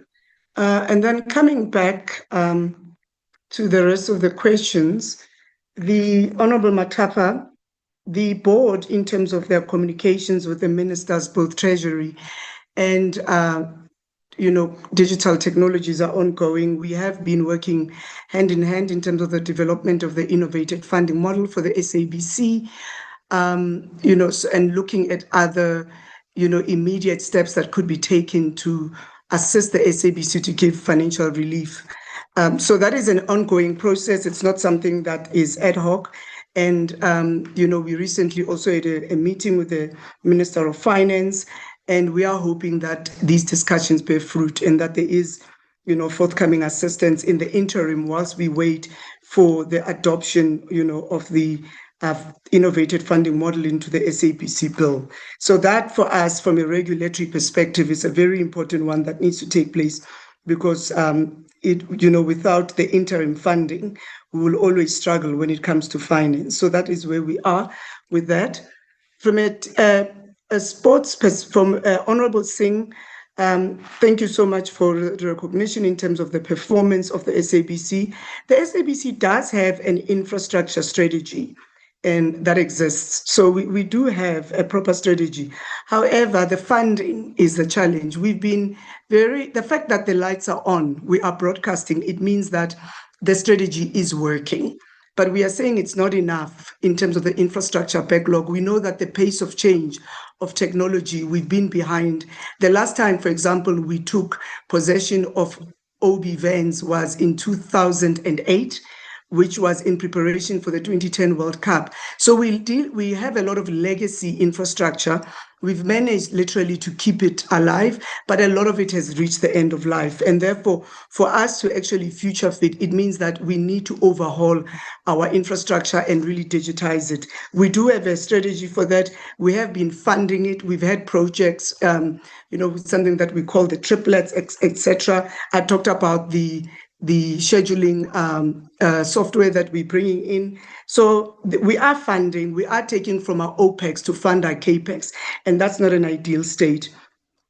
In terms of the studios, we've got a strategy whereby we've gone to the open markets to find a loan to actually assist in our studios in updating them, upgrading them, and making them profitable. So that's part of the projects that we are doing.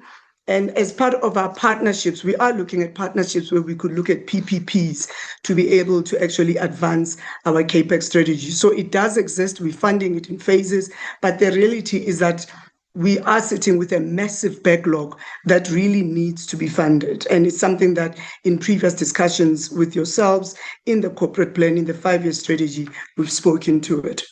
SABC Plus, we keep on growing. We do have the data. The reality, honorable members, is that when it comes to digital, the competition is on data. At the end, when we go against our global platforms to go and sell our digital offering, it's really about the richness of the data that we are bringing through. So our maturity is still not there, but what we are doing is that we are building that maturity so that we are able then to enrich our analytics and enrich our audience insights and go to market. We have currently limited advertising. We do have programmatic, but we looked at our advertising growth year on year, and it's been phenomenal. And in terms of where we sit in Q1 of 2026, so it's something that we are focusing on. From a sports rights perspective, our priority is always sports of national interest, as published by ICASA. The reality is that the SABC does not have the ability to acquire all those listed sports. So there is something called listed sports that the SABC is obligated then to go and acquire. But the reality is that we acquire those rights in an open market, in a competitive market, sometimes having to sub-license it from other broadcasters. And that really, sports rights are some of the most expensive exercise when it comes to, to broadcasting. So we do have a strategy for that. We do decide in terms of our evaluations, because we look at a minimal ROI that we need to have, and that's how we decide from a funding perspective. But at the same time, there are sports that we go and we acquire, knowing very well that we don't necessarily make a profit out of it, but it's to drive the public mandate, to drive equitable representation of youth and women's sports on our platforms. and to ensure that we don't end up in a situation where we only show commercial sports, because we do have that developmental mandate. But unfortunately, like we're saying, it is funded from the commercial side. Coming then to Honorable Belisha. Honorable Belisha, the SABC does have a corporate plan. It does have a 5-year strategy that was approved by the DCDT, was presented in Parliament, and I was talking about horizons earlier to say that we are now in Horizon 2. So we do have a very solid strategy that we are implementing. If I look at just performance against our corporate plans, in FY23, we attained 32% against target. We're sitting in FY26, where it's currently unaudited, but we're sitting at around 80%. That is not a fluke. That is determined strategic execution by SABC's management. When it comes to a vacancy rate, as we sit here today, we have managed to strengthen the bench. We are in the market for a CFO, and we have one other ExCo position that is vacant. We've recently appointed a GE for technology, so we've strengthened that bench, and it's something that is very critical for us from a people perspective. I think what's important in terms of the performance of S1, S2, S3, S1 and S2 are performing quite well. In fact, S1 is still the biggest in South Africa from a primetime share of audience. S2, I've spoken about why we've struggled and the fact that we are rebuilding it. And S3 actually at end of Q4 was slightly above target. But the reality is that I've previously talked about the vicious cycle. You need content to bring in audiences. You need audiences to bring in revenue. So that's the cycle. So it's when we are told that you are not competing against Netflix, those platforms have billions of dollars invested in content. SABC does not have that. We have to cut our cloth to suit our size.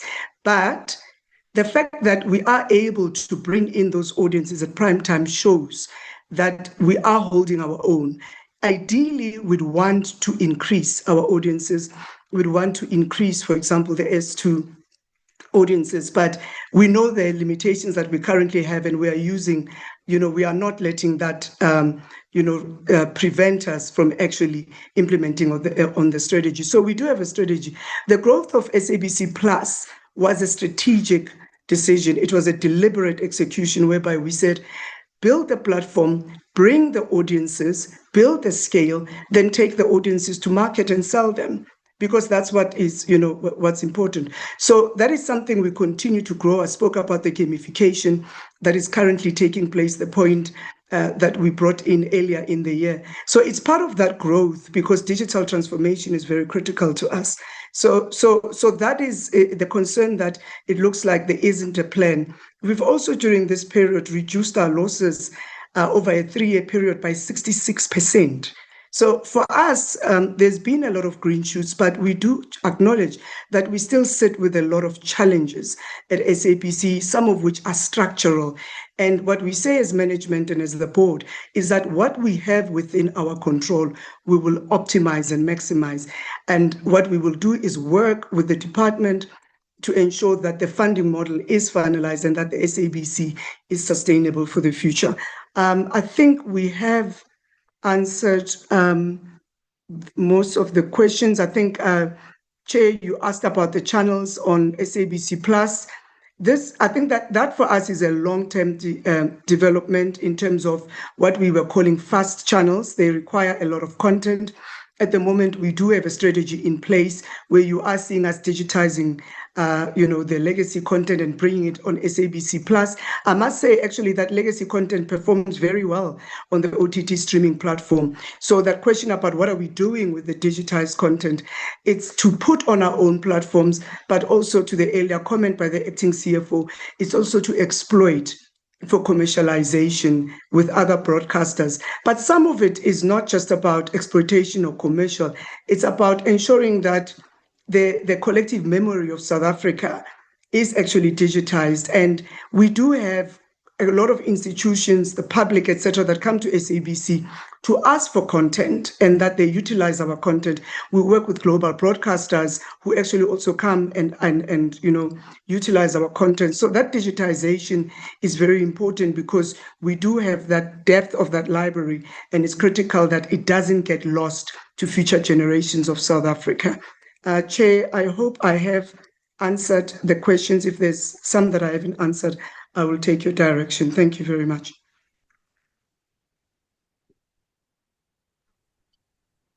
Thank you, CE. My chair, I want to apologize. I did not request earlier not to switch on my camera, just to indicate that it is myself and Bruce. I would like to now invite the CE of BDI to please respond to the questions.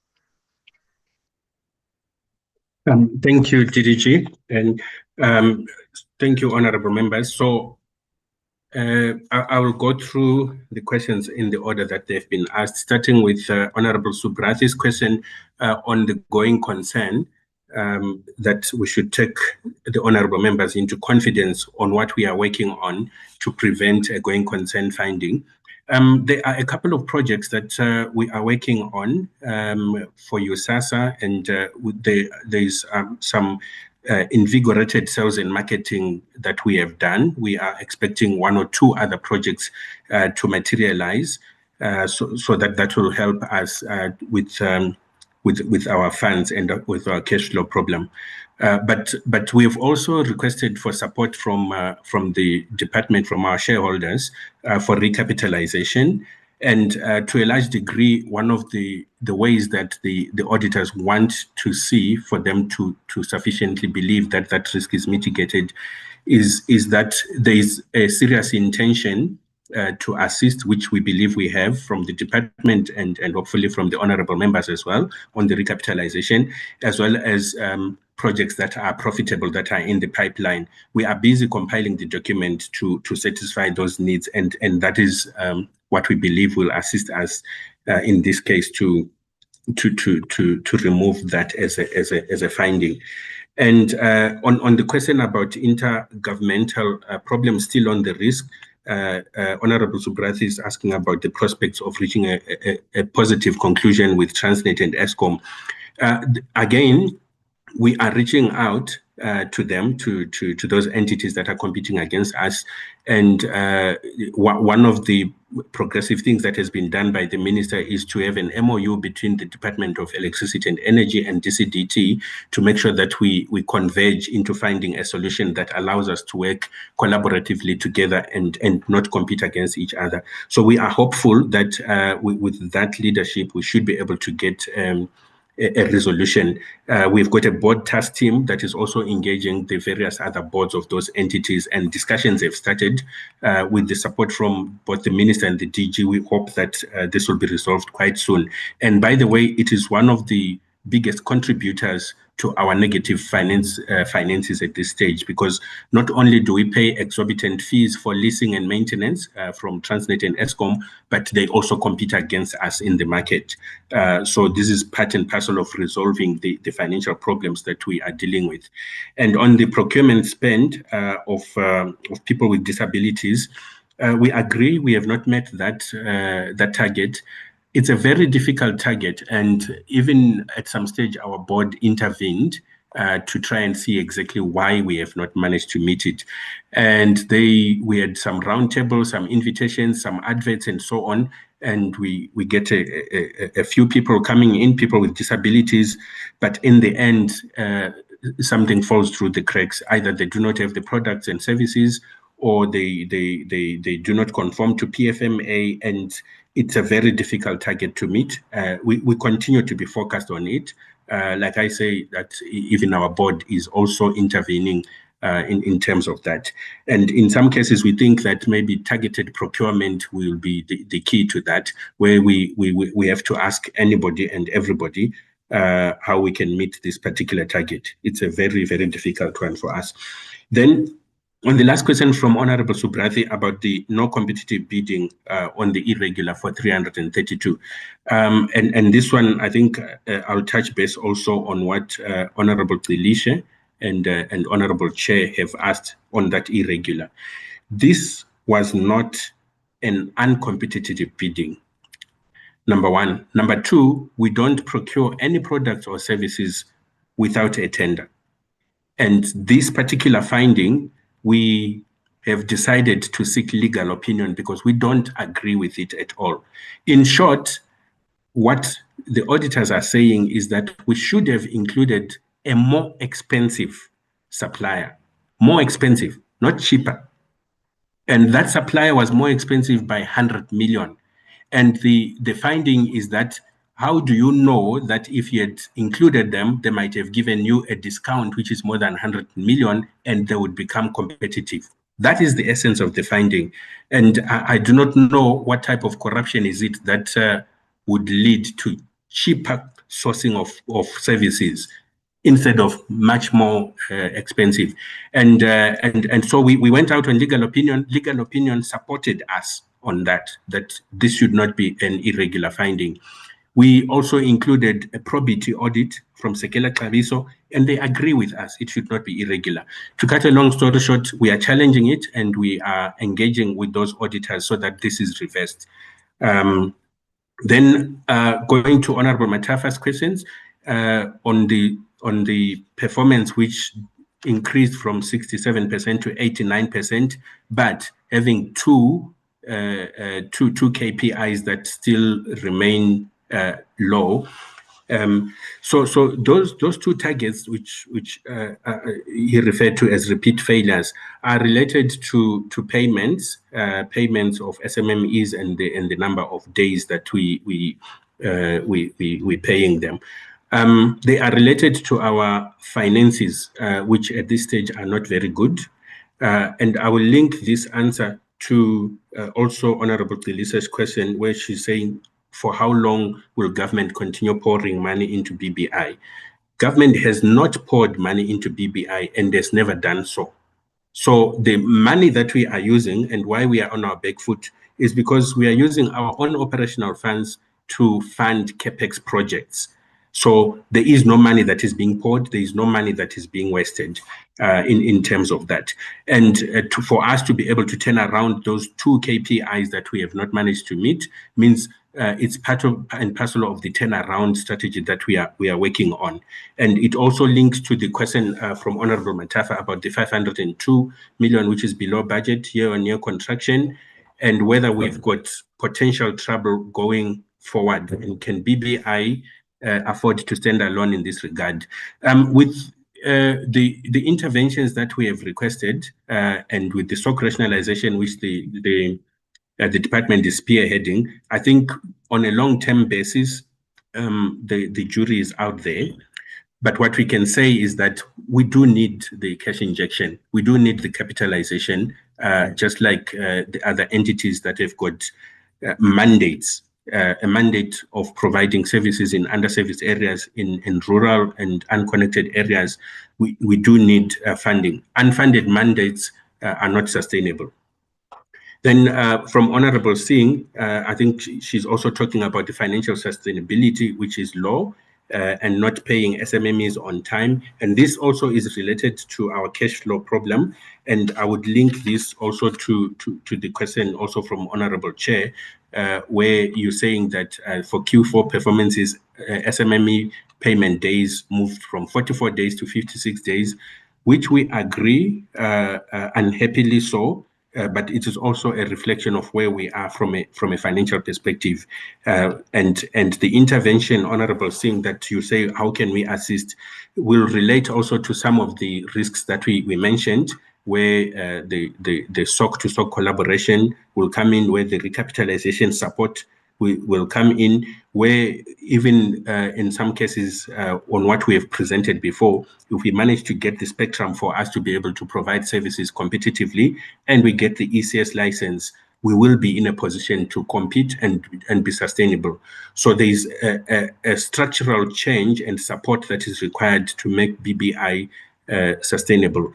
And that, if it's not linked together with even the rationalization that is taking place, I have also said that rationalization will fail, because we will be having the same problems that have made BBI that has taken BBI on their back foot in terms of the financial pressures and so on. Finally, from Honorable Delisha, we mentioned also the productivity and the irregular expenditure, which I've spoken to, and the corruption. There is no corruption. There is no contract which was awarded without a tender, like I have said. And our mandate, as you have rightly said, so Honorable Delisha, is for BBI to connect the underserviced areas, the rural areas, and so on. But the assertion that BBI is behind on SA Connect project is incorrect, because BBI is the only SOC that has met its target in terms of that project for SA Connect. We have connected all the Wi-Fi hotspots that are supposed to be connected. And at this moment, we are going through a process of checking and verification that everything is functional. So we are not behind on that. Yes, the delay to pay our suppliers, that is there, as we have admitted, due to our financial problems at the moment. But it cannot be linked to how will the nation trust BBI to connect the nation, because we have connected the nation according to the KPIs that we were given. It is only that we have never been supported financially in any form of manner, except for the conversion of debt to equity, which took place about 5 years ago, but no cash injection to BBI so far. Finally, Chair, from yourself, I have mentioned, I have answered on the 44 days, which is not in dispute, which we believe with the interventions that we are talking about, we should be in a position to turn around the organization. All the various interventions, including the assistance from our shareholders, that is what will help us to reduce those days from 44 and downwards to 30 and below. And we are in discussion with our suppliers to make payment arrangements and catch up with what we owe. On the gender figures, yes, we absolutely agree. 35% to 65% is not good. I was just using an example of our targeted hiring of the interim CFO and any other opening positions that we are going to use to try and close that gap. It's something that we are actively working on. Unfortunately, it will not move as fast as we want to, because we have imposed self-imposed a moratorium so that we can be able to turn around the organization. Then on a procurement perspective, the Black women owned, we agree with that, although we hope that from a cumulative perspective, if we look at the actual numbers from year to year, we should be able to meet some of those targets, because some of the targets would have met them much more aggressively in the first quarter or second quarter, which would then average well for the targets that we did not meet in Q3 and Q4. On the commercial model, we are reviving it, we are standardizing it. We are not going to be dependent anymore on the mercy of the service providers. We are going to go out and actively pursue what belongs to us in terms of the commercialization model, and we will be reporting on that in the next quarters and on the commercialization model. And then for the inactive sites for SA Connect and USASA, we have got some contractors on the ground to reconnect those sites and make sure that they are operational. It's one of the things that has to be done constantly from a maintenance perspective, so that the sites continue to function as originally envisaged. And then lastly, from yourself, Chair, on the risks that are not moving, the point is well made, although some of the risks, maybe they do take a little bit of time, especially if they are linked to third parties, if they are linked to, let's say, contracts from other people or from other companies, from your ESCOM and so on. But we will ensure that we put double the efforts, so that at least when we present these risks, there should be some movement in one form or the other. So we do accept that. Thank you, Chair. Let me hand back to you. Thank you very much, CEO. DG, do you want to make any additions? I don't think that there were one or two issues that were not adequately canvassed. Yes, Chair, with your permission, I would like to invite Acting DDG with regards to the funding model that was being asked, and then I can come back and respond on the analog switch off update. Thank you. I would like to invite DDG Molokome, please.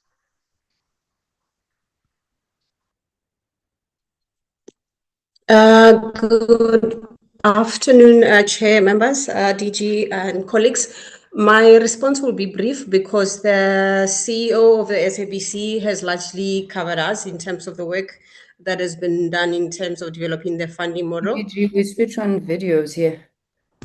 I switched it on. I'm not sure why I'm not appearing. Can you see me now?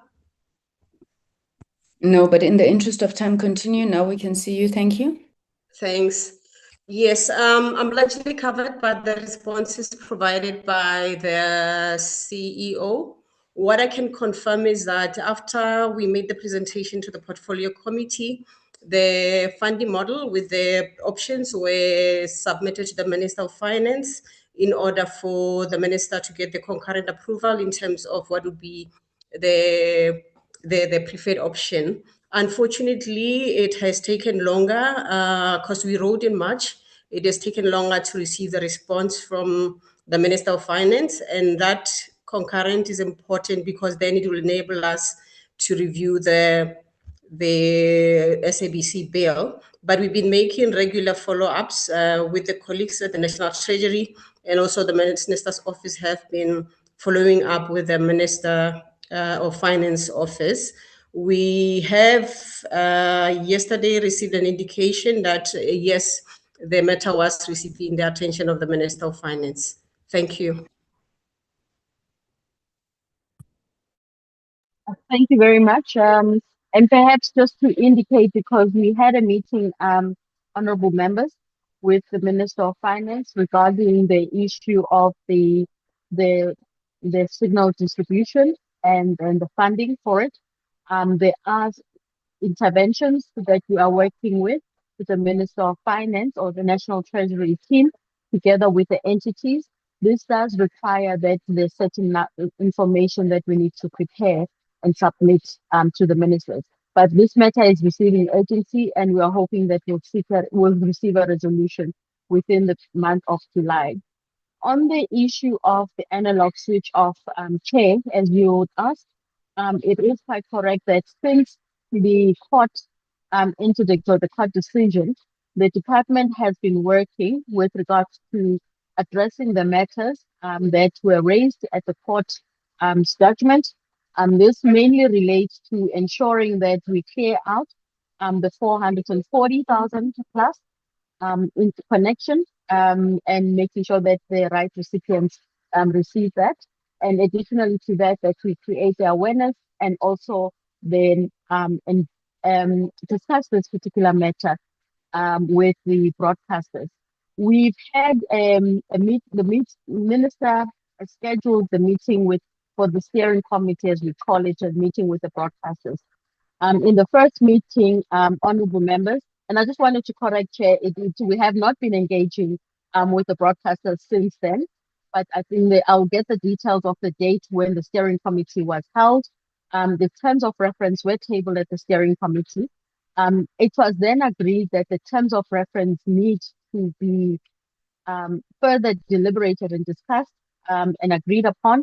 And as such, the team of legal, both from the department as well as the broadcasters, have been working on the approval or conclusion of the terms of reference, after which we will then commence with the rest of the discussions with the broadcasters with an agreement to all of us then agree on the way forward with regards to the analog switch off. I would like to indicate that no date yet has been set, and this obviously will require and it's pending therefore the engagements with the broadcasters as well as agreeing on other areas which will necessitate this. On the issue of the additional panels on the BDM, when the CE of Sentech makes the presentation, we will then be able to provide information as to which channels are available on the set-top boxes which we are providing as government. Suffice to say, obviously, that there are different set-top boxes, honorable members, that are there. E-media is also providing their own set, and obviously, the same with the commercial broadcasters. But we'll be able to provide the information as far as then the government set-top boxes that we have deployed. In that regard, honorable members, I think those are the issues that you have asked from our side. And maybe to give an update, I think from Honorable Singh, we are very much so working both for the SABC as well as BBI and all of our entities that are facing the issues of financial sustainability, because our intention is to make sure that we stabilize them. And especially because from the BBI perspective, we will need to make sure that the finances of BBI are stable before we can conclude with the rationalization of BBI and Sentech. That is still work in progress because there are obviously other elements and actions that we would still need to pursue towards the rationalization. And that would, all those matters are being addressed and being monitored. And as such, we are, as indicated by the CE of BBI, supporting the BBI to seek for further business as well as to seek for further funding. And this could also include what we are exploring now is a public-private partnership, and the details of which will still then be fleshed out by the trust team that has been established between ourselves, the IDC, National Treasury, as well as the BBI, in us to basically pursue and look for various options with regards to funding as well as the partnerships going forward. Honorable Chair and honorable members, I hope we've addressed the issues that have been asked to both us as well as our entities. Thank you very much. Thank you very much, DG, DDG. It's really nice to have a female DDG in the room. I think we had congratulated you, ma'am, on your appointment, but congratulations nonetheless if we didn't. Let me then thank the leadership of the SABC and the leadership of BBI for the responses to the issues. It's no secret that we'll continue canvassing them and engaging them. I'm actually worried that we're running late because we should actually be on Q1 and Q2 performance already. DG, you have your hand up. I'm worried about time. I want to move to Sentech and SITA. DG? Sorry, Chair, just quickly, the appointment of rightfully so, of the 3 DDGs, 2 of which are female, they're still waiting for the final approval in terms of the letters being issued. Mr. Renilwe Molokome is still acting DDG. The appointed DDG, I think she's also on the platform, Ms. Jeanette Morane, Chair, and then we're still waiting for the DDG of Corporate Services who will be joining us from the department. Apologies for the cat, that's what I wanted to tell. Very good. Thank you for that clarification, DG. But as you said, we do welcome the appointment of the female DGGs to balance nicely that male choir you had. Thank you. Let's move on then to Sentech, and SITA will be the last presentation. I'm not sure, Mr. Piri, there you are, Chairperson of the Board of Sentech. Over to you, sir. Thank you very much, Honorable Chairperson, and greetings to honorable members. Minister in absentia, I do have a delegation of Sentech with me, Chair, Mr. Tebokoli Shope. He will be delivering the presentation. And we do have a confirmation of CFO, who is here, who will also attend to financial matters. Chair must also indicate we have appointed COO, Mr. Frank Mnisi, who is also on the platform as well, and the Chief of Strategy, supported by our Company Secretary, Ms. Mangede. CEO, over to you with those remarks.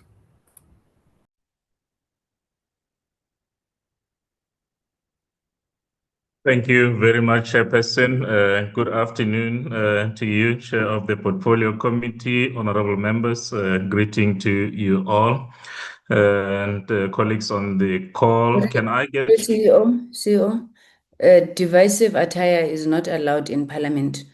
This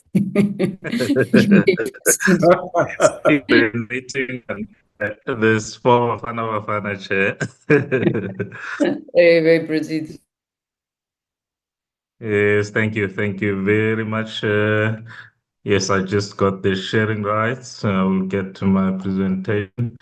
And would you kindly confirm if you can see my slides? Yes, we can. Okay.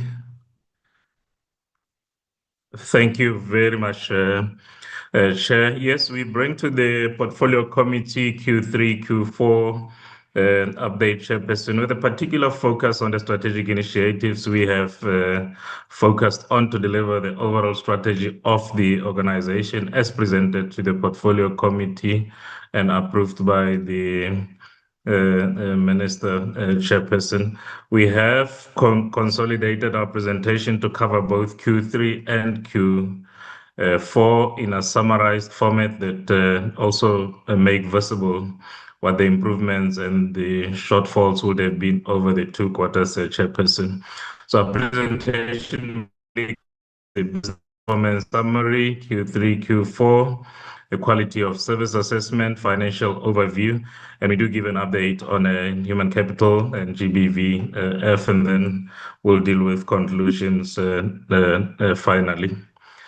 From a business performance summary, Chairperson, Sentech has achieved at the end of the year in Q4, our performance is cumulative, 89% of its predetermined objectives, which is a 19% improvement from the previous quarter's, Chairperson.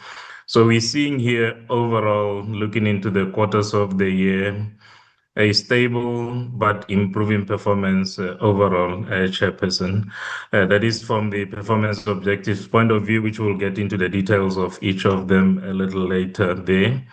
And then quarter-on-quarter business revenue, Chair, we are 9% above the budget there. And with the, I just want to get this out of the... with the EBITDA margin at 23% above the set target there. However, the new revenue, Chair, we have deliberately set new revenue target. We are on the way to diversify revenues of this organization, Chairperson, for the year under review. And as at the end of Q4, we would have set a target of 36%, which we have achieved 23% of that specific target, Chairperson. The shortfall was mainly due to the customer environment readiness, Chair. The contracts were secured and are being implemented as we talk right now. So those revenues from prior year will still be realized, not that they are missed forever, Chair. Those contracts are being implemented going forward. And then from a quality of service point of view, Chair, we delivered strong performance there, quarter-on-quarter, and at the end of Q4, we delivered 99.89 against our 99.5 service level targets there, Chairperson. And then, the financial CFO will come on the financials. I'll just do a highlight on the business unit performance. We have 3 key areas of focus, Chair, Portfolio Committee members, being media, towers and data center, and broadband.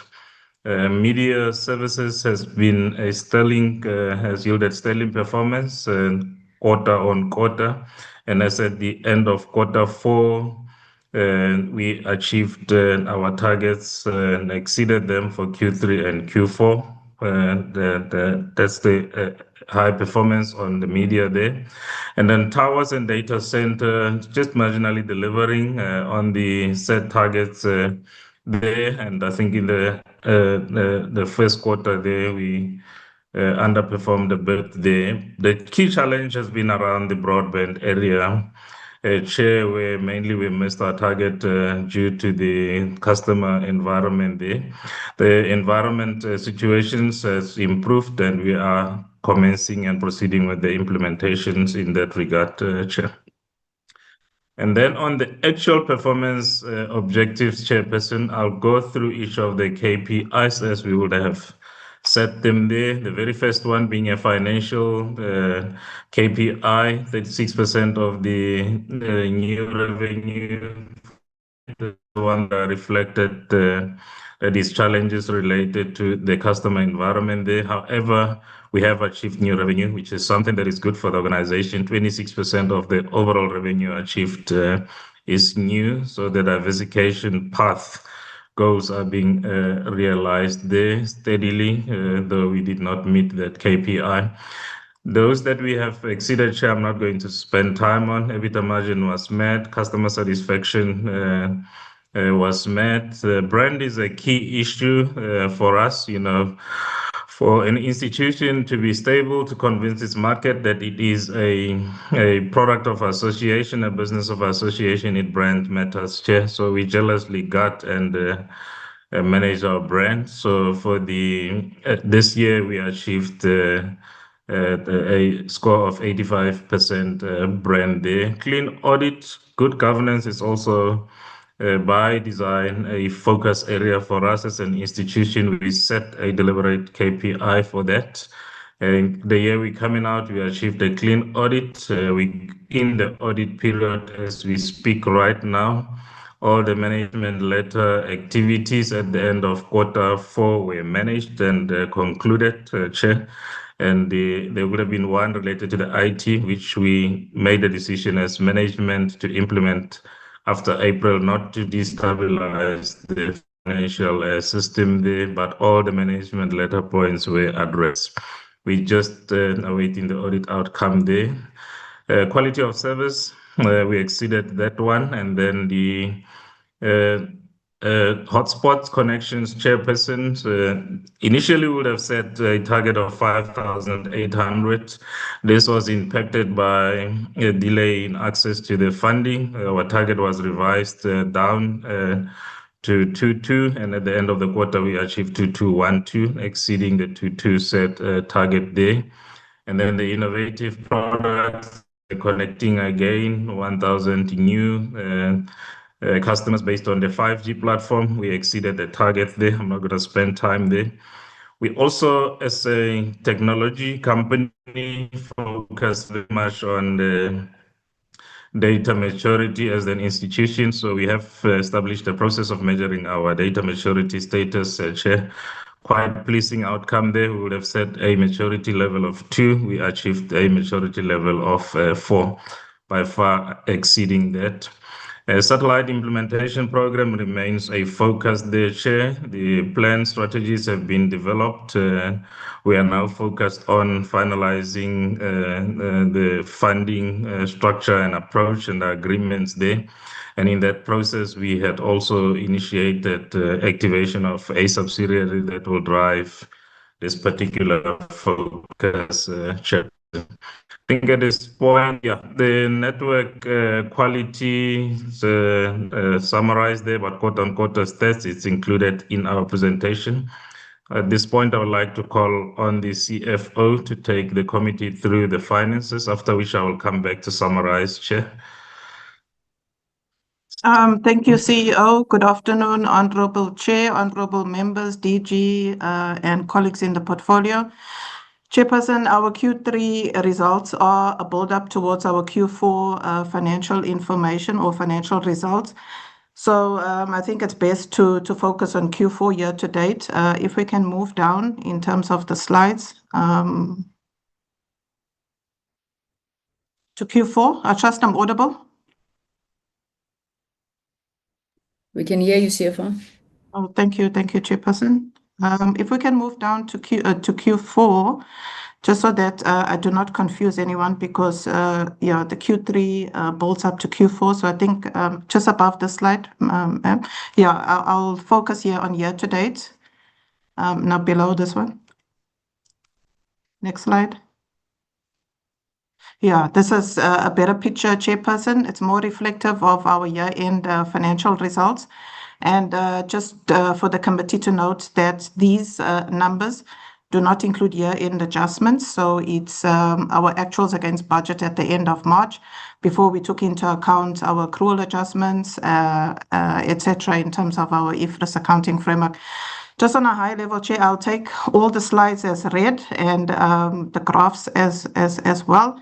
And just to touch on total revenue, the actual against budget, you can see there's a positive variance there, and that's a result of continuing revenue being above the budget at the end of March to the extent of 10%. We're still billing for analog revenue, so that is contributing towards the increase there. Our new revenue, Chairperson, is below target, and that is due to initiatives such as SA Connect, where we had to wait for rollover approval and only had, which came through in November, and then we had about 4 months to actually spend, before the end of March. So that sort of curtailed our activities there in terms of the implementation of the SA Connect project. So whatever we could spend by the end of the year, we did and recognized as revenue. And then we've also got some underachievement in terms of new revenue initiatives because of the fact that the cash resources necessary to implement new infrastructure to service new customers was sort of disadvantaged or prevented due to our cash being locked in accounts receivable. Then we've got the dual elimination, Chairperson. That is a once-off revenue that we receive from National Treasury via the Department of Communication. So we did not budget for that because we received those funds via the adjustment budget estimate process. So that income is received to cover the incremental costs related to running the two networks. So that we did receive at the end of March, on the 30th of March. Then we've got the expenditures. We've got direct expenditure, which is our cost of sales. It is high as compared to budget by 34%, but direct expenditure relates to our government initiatives, BDM project, SA Connect, and cost of sales related to our continuing revenues. So the main contributor for the overspending there would be the BDM project. So we've got our lease expenses, which is way below budget. So that is not a problem. It's actually a good indicator there. Our IFRS recognition of leases as well plays a role there in terms of the underspending or the saving on that line item because we capitalize the asset and payments are recognized as liabilities, etc. It doesn't really affect this line item on an annual basis because the liability is sort of determined over the period of the contract and then it's present valued. Operating expenses, Chair, we had to implement cost containment measures, so hence the saving of 22% there. Cost containment measures were necessary because of cash flow constraints, timing related to receipt of our debtors that we were battling or struggling to collect from regarding some of our government entities that we contract with. So hence, we had to implement cost containment measures just to manage our expenditures and ensure that we can meet our operational liabilities and obligations as and when they fall due. Employee costs well managed under budget there. We also implemented a moratorium in terms of employee costs and recruitments. All critical vacancies were filled only. And filling of vacancies were deferred until the organization is more stable from a cash flow perspective. So that gives rise to the saving there under employee costs. And then total expenditure, Chairperson, is below the budget to the extent of 3%. So the increase, can we say the good performance in terms of our revenue, the actual numbers against the budget, and also the saving in terms of our expenditure against the budget contributes towards a good or positive EBITDA and EBIT and profit before tax. And then, of course, we haven't applied our year-end adjustments like our impairment of debtors, etc. So we do not have an ECL provision accommodated yet in these numbers. So at the end of March, just based on our financial activities for the year, we had a profit and then a taxation provision of 35 million, bringing us down to about a net profit after tax of surplus of about 95.2 million, Chairperson, which is against a budget of 148% variance. If we go down, I think I'm done. Chairperson, just to touch on the balance sheet, it's not here. I know it was an issue the last time, but the only movements that took place with regard to the balance sheet were the movements in cash, our decrease in our cash resources and our cash in the bank as a result of our inability to collect timeously from our debtors, and then the simultaneous increase in our debtors, to about, at the end of March, our debtors were sitting at about 2 billion, 1.7 billion owed by our key customer, and the balance due to another government entity and then some community broadcasters. Other than that, Chairperson, our balance sheet is very static. With regard to the other line items, no movements besides depreciation. I would say using your cash as and when you need to defray your expenditure. Other than that, Chairperson, I'm done from my side, and I'll hand back to the CEO. Thank you. Thank you. Thank you very much, CFO there, Chair. The last few slides focus on human capital and GBV indicators there. Chair, overall, we are an institution with a total headcount of about 620 or so, made out of 420 permanent and 201 temporary. We are careful about permanency due to managing our financial position carefully there, so that we do not overburden the institution with long-term commitments there, Chair. So our cost percentage as a part of the overall expenditure, our target for the year is 30%. We're ending the year with 32% there, Chairperson. It is a target that we chase deliberately to contain the human capital cost there. Labor turnover, also from a sustainability and continuity point of view, becomes quite key to ensure that the retention is quite good. The overall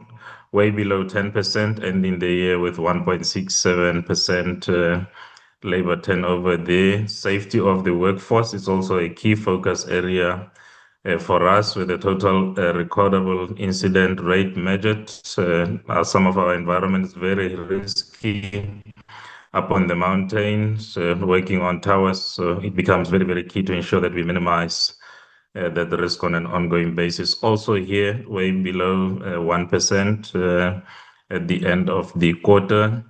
We are deliberate on improving our status in terms of women representation to align overall on a long-term Chair committee members with the population stats of the country. It is our belief that women representation should equal to the total number of women in the country. It is a journey, Chair. We are focused on it. We ending the year with a 41%. It has been improving progressively from low percentages to this Chairperson.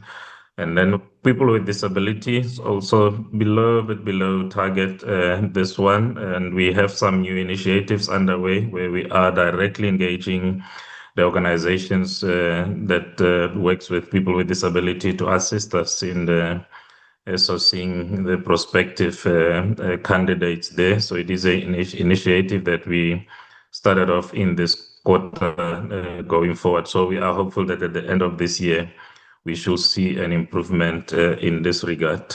And Chair, I do want to confirm to the committee that at the leadership level of this institution, we have filled all the three directors' positions. The board is in existence, is correct. The CEO, CFO, and as the Chair highlighted, the COO positions have been filled. The executive management from the core below the executive directors are also filled those vacancies, Chair. And then in terms of the, just trying to get to, sometimes the screen is a bit slow. Just want to get to the next slide.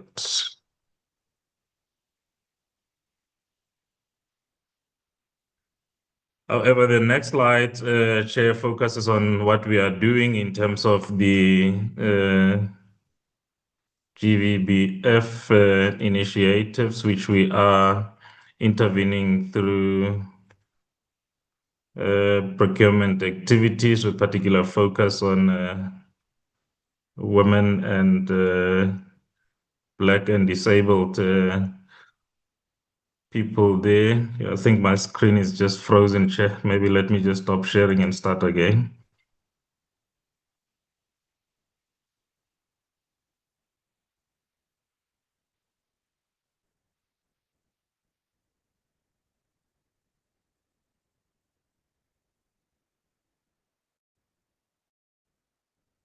Kindly indicate when the slides are back on, Chair. The slides are on. Thank you. Thank you very much, Chair. Apologies about that.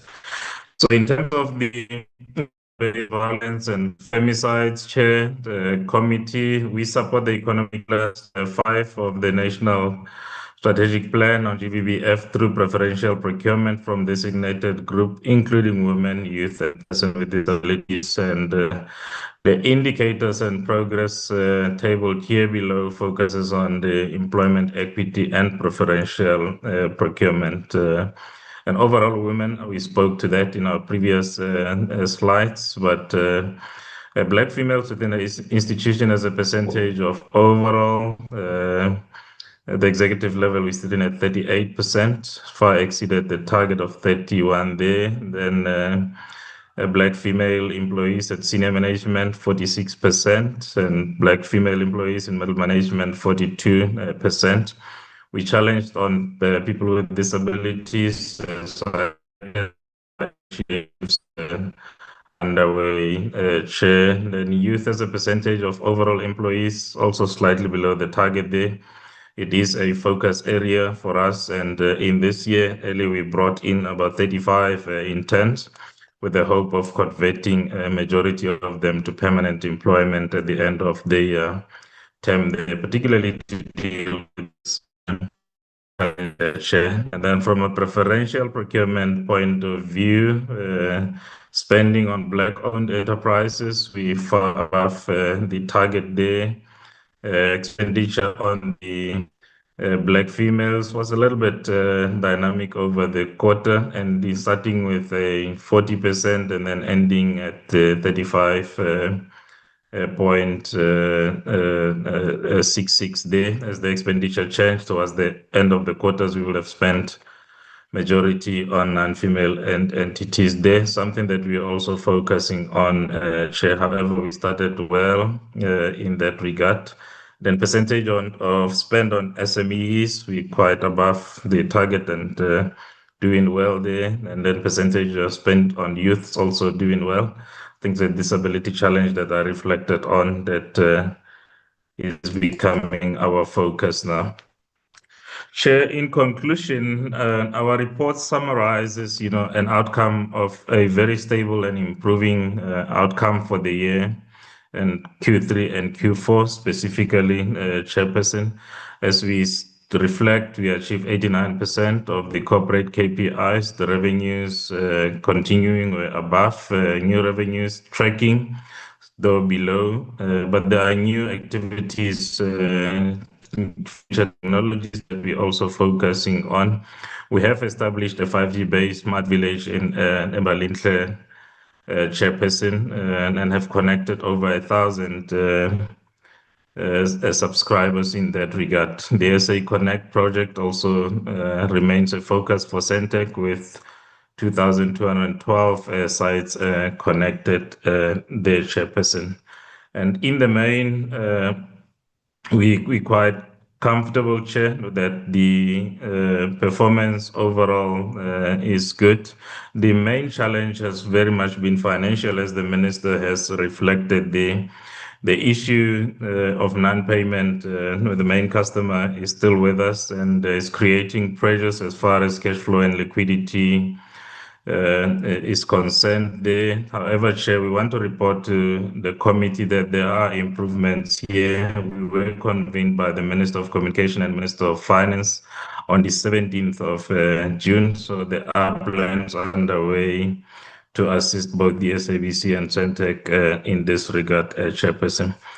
The DG also requested that I deal with the issue of channels that you raised during the SABC presentation, Chairperson. There is a total... Sorry, MD, you'll come to that when we get to questions. We really run out of time. So I want to take the SITA presentation so that we can hopefully afford Honorable Singh 5 minutes before she has to leave to ask her questions. So let's stop there and then we'll come back to that. May I then now welcome Professor Vuma, a familiar face in the space and in this committee. We're glad to see you back at SITA, ma'am. If you could please lead the presentation. Thank you. Good afternoon, and Honorable Chairperson, honorable members of the Portfolio Committee, DG, DDGs, colleagues from other entities. Thank you very much for the opportunity to appear before the committee today. As this is my first appearance before the committee since my appointment earlier this year, allow me to express my appreciation for the important oversight role that this committee plays in strengthening governance accountability for South Africa's digital transformation agenda.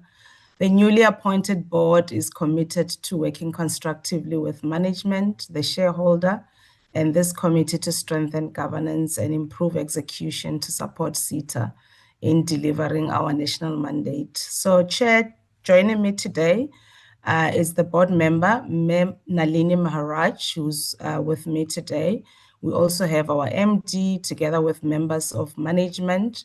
And we will now hand over, with your permission, request our MD to present SITA's Q3/4 performance and financial expenditure report. We look forward to engaging with the committee and responding to members' questions. Thank you, Chairperson. Thank you, Chairperson. Thank you, Honorable Chair. The team will now flight the presentation. Tanya, if you could, please. Good afternoon, Chair. Good afternoon, honorable members.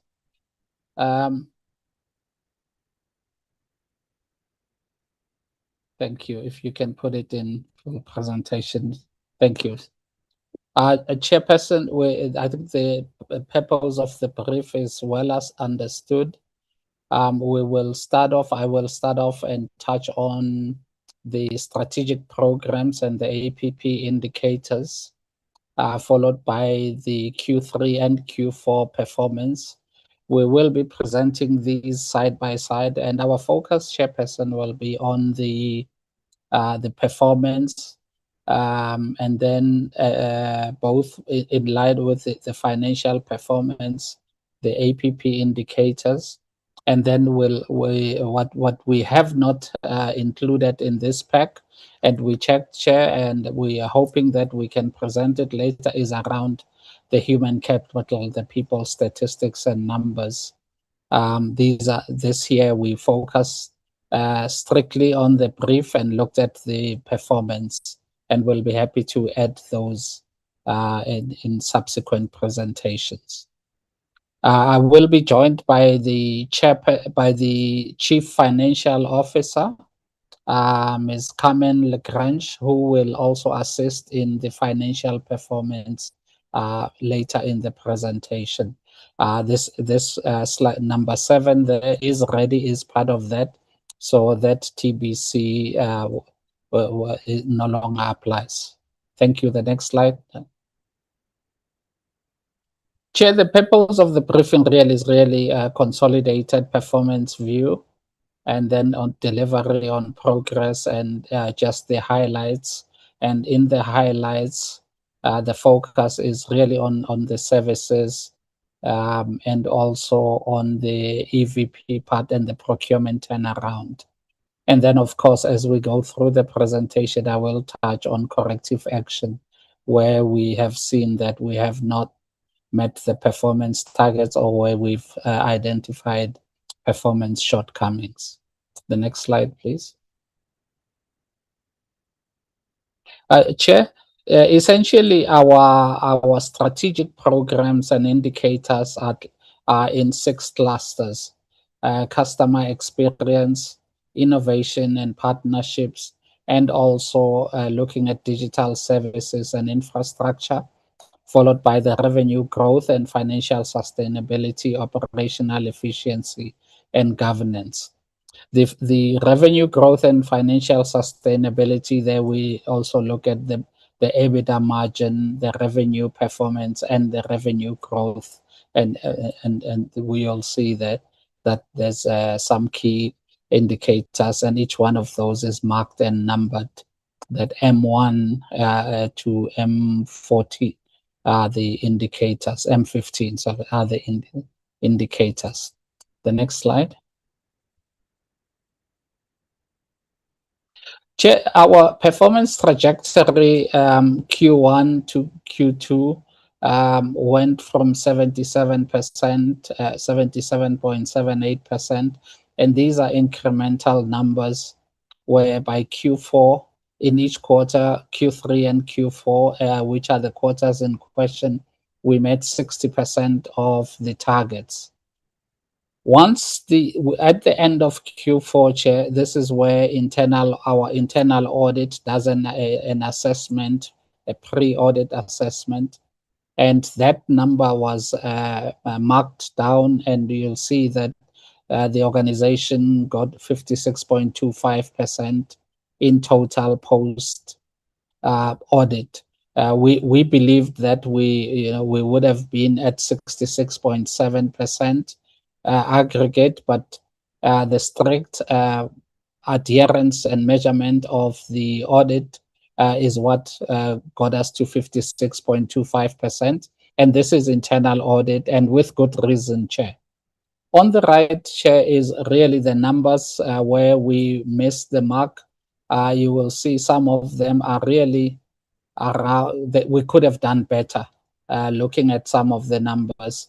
Customer satisfaction, this was implementation of service improvement plan, which was 95.4, and we missed the 100% mark. The brand reputation, that is a number that we still struggle with to this day.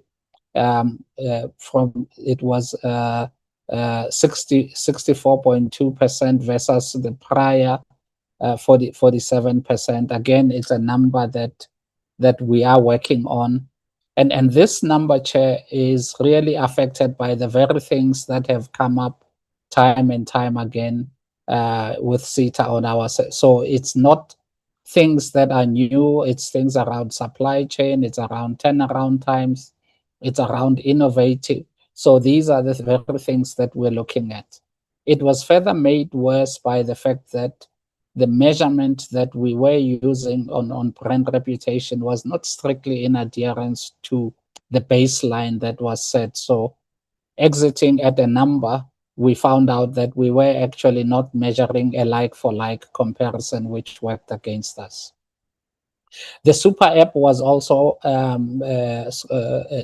problematic in light of the fact that we had started the work on the super app, but we paused it once the organization realized that we were building something very similar to My Mzansi, which was being led by the DSU.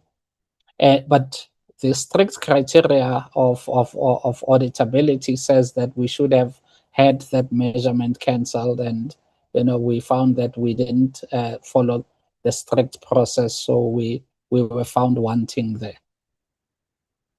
The EBITDA margin, we did not do well here. Our EBITDA, we did not meet our earnings before income tax, depreciation, and amortization. We came in at 7% instead of 11. And again, that was a consequence of the miss in terms of service revenue. Now, we also missed some of the what we call drop shipment, meaning the supply of hardware, of devices, of equipment, which is a significant revenue contributor. So the combination of the slightly underperformance on service revenue, combined with the significant underperformance on just drop shipments, meant that our overall bottom line, we missed that performance. Similarly, again, risk mitigation, well, these are really housekeeping issues that we are paying attention to. And Chair, while these are some of these housekeeping issues are seen to have been affecting our performance, in the last quarter and the last few months of the year, we did have very strong discipline, and you will see that this has resulted in us expecting to get a decent audit outcome for the year, where we are anticipating that we should get an unqualified audit in spite of having missed some of these key performance targets. The next slide. Chair, in terms of the shortfall by quarter, Q3, we were lagging on customer satisfaction. We did close the gap in Q4, but we did not achieve the mark. Again, on the Disaster Recovery Center, there we achieved the mark. We did end up closing the gap versus Q3. So towards the end of the year, we performed better. Similarly, on SA Connect, we caught up and achieved the target. And I think the CEO of BBI will probably have to walk back his words, the chair. And then on SCM, for the year, for the transactions in the year, we saw improvement, but we do still sit with a backlog. So while these numbers are encouraging, we do still see a lot of opportunity to improve in that area. The next slide. Chair, looking at the performance highlights here, cybersecurity, the SOC monitoring, we have a SOC where we service national and provincial departments. We have grown our footprint of 49 provincial government customers and 3 national government customers, which is good performance. And we see growth in providing cybersecurity services across the country. Similarly, with disaster recovery, our innovation, research and innovation team delivered on the AI use cases, part of that, which is encouraging, and it's an area that is very topical and we're looking at. I spoke about the SCM turnaround. We have grown also on the right column, our digital channels, our digital e-services. These e-services are services that we build on our platforms to solve specific clients for specific department requirements. In the past year, this was e-submissions, e-examinations, e-DRS, and e-permit. E-permit is essentially the digital issuing of permits, which has shown good traction. And we're looking to grow that across all of the entities that issue permits. SA Connect site, we exceeded targets for the year. And then I spoke about the innovation as well.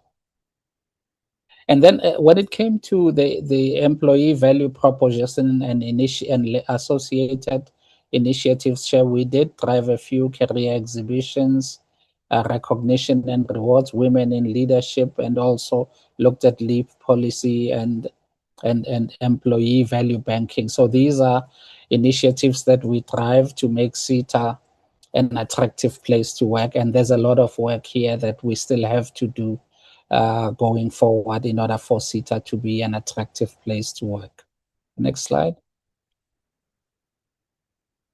Chair, our focus going forward is going to be around customer experience. That remains an issue. We see an opportunity to focus on service improvement, strengthening our customer engagement.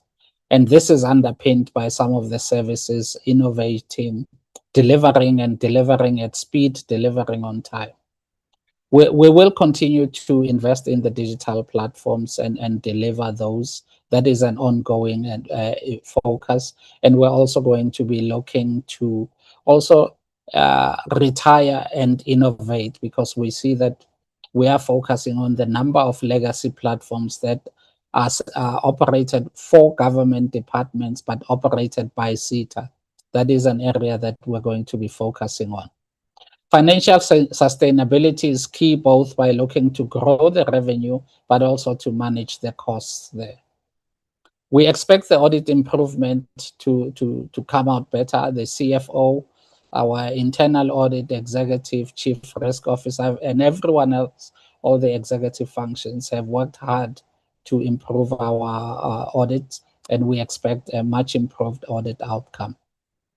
Risk mitigation remains an issue, and we are closing the management letter points in the audit. We're filling critical leadership posts, Chair. We believe that we should have, with the CFO was announced, we believe that in another week we should have a permanent executive for supply chain management, at least having accepted the offer. Similarly, with the supply chain management and another executive. And we have 3 other executives that are in recruitment phase. So we're on track there.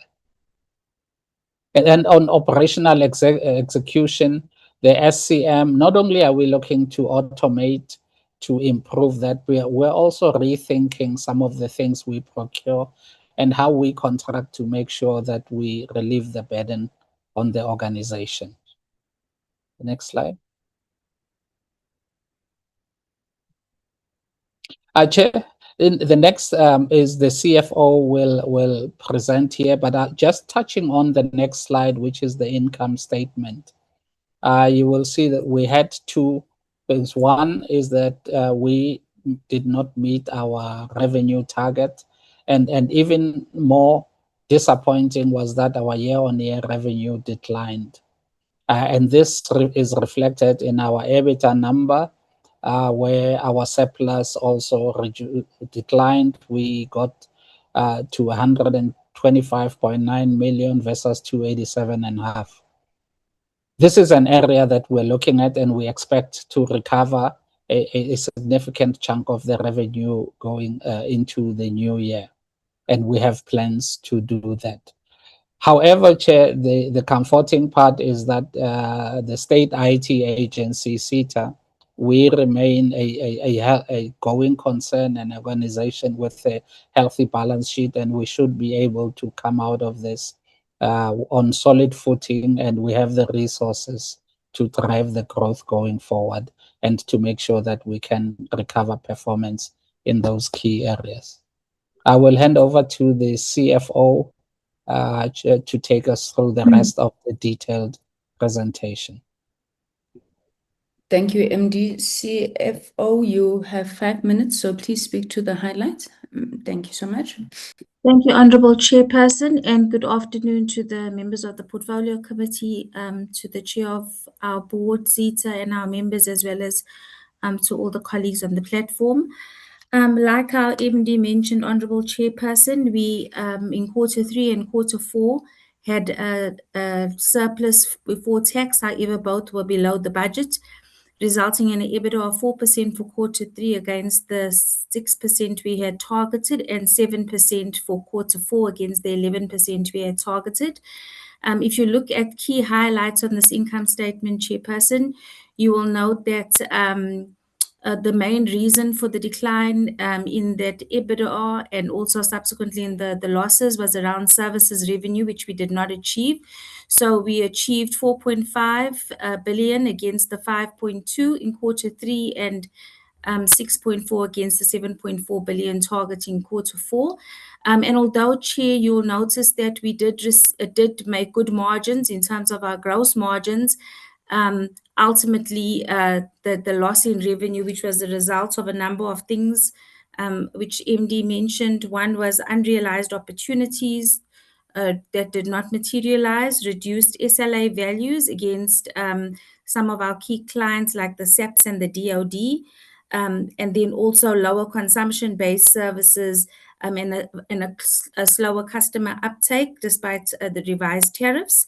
And then finally, we had some revenue loss due to vacancies in quarter 3 of about 49.8 million, and then in quarter 4 of 170 million. And I'll show you that in a minute. I just also wanted to just highlight a few other key things on this income statement. In terms of indirect labor, although the cost of sales overall it's split between indirect and direct labor, we were lower than what we had budgeted because of that lower revenue, but we also didn't spend as much on things like marketing, on things like R&D, and things like training, which we believe are quite critical and significant if you want to poise this organization for growth. If we can go to the next slide, please, Tanya.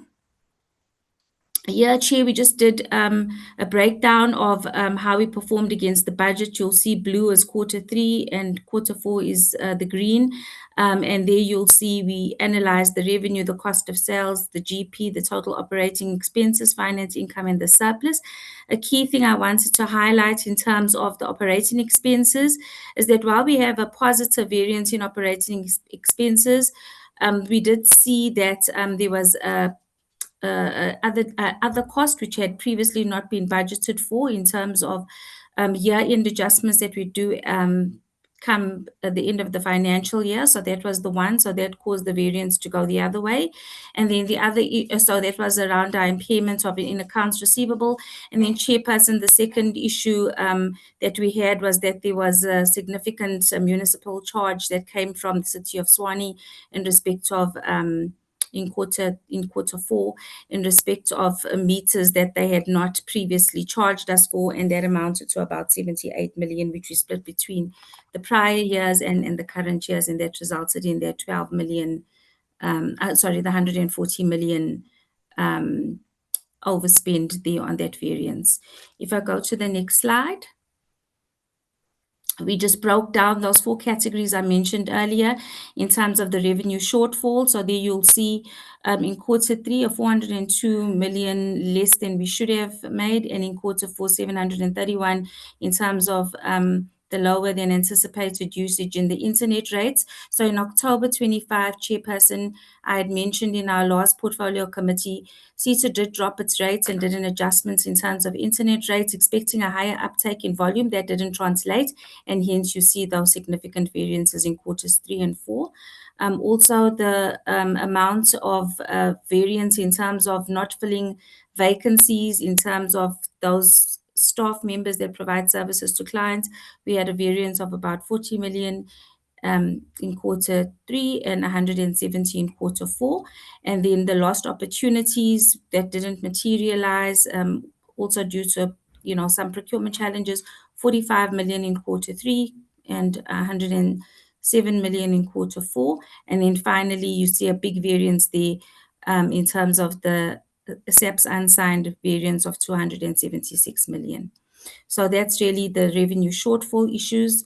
On the next slide, just did the analysis of cost of sales, and I think I mentioned this 140 million delta. Cost of sales, although it was a positive variance, it was only positive because we didn't achieve the revenue, Honourable Chairperson. But the one thing that I wanted to mention here is that in terms of the financial sustainability concern raised by the Minister, we are paying more in terms of cost, and sometimes we seem to be paying even more than the 3.5 CPI. So there's a lot of work we need to do in terms of negotiation with suppliers around ICT costs of equipment, devices, etc. If I move on to the next slide. CEO, Chair, you have to wrap up literally. I think take the presentation as read, unless there's something that you will absolutely die if you don't say it. Chairperson, if I can go to the next slide, I'd like to say, just in terms of our financial position, we really ended with SITA on a high note in terms of our net asset position. So we definitely a going concern, and you'll see our net asset position is that 5.408 billion, which is more than the 5.028 billion. That was a positive story. Our cash and cash equivalents also ended on a very positive note, Chairperson, 2.916 billion. in the last quarter compared to the prior years. And we have a very strong cash balance. However, we would really like to leverage that in terms of a lot of the things that we need to do. And then just the final comment is that our debtors days and creditors days have reduced substantially, with debtors days now sitting at about 44.89 days and creditors 34.84 days, moving closer and closer to the 30-day target. Chairperson, thank you, and I think I'll leave it there. Thank you. Thank you very much. And I do apologize for rushing you. Yeah, with 13 entities, we really struggle to get through everything on time, but it helps when you submit your documents ahead of time so we're able to study them. Honorable Singh, you had put in an apology to leave at 5. So I just wanted to give you an opportunity maybe to go first. At least even if you're not here, then your questions would have been recorded, and I'm sure you'll be able to get answers, either through the minutes or the reports or a briefing from colleagues. Honorable Singh? Chair, I'm so sorry, but I just sent you a message to say I have to log on to my other meeting now. It's 2 minutes to go. So I did put there that I will submit my questions in writing, Chair. Thank you. Thank you very Thanks. much, Honorable Singh. Okay, bye. Thank you. Okay, let me check with other honorable members. Can I take hands for discussion? Honorable Botlani, you will be the first. Do we have any other hands? Okay, Honorable Botlani, you may proceed.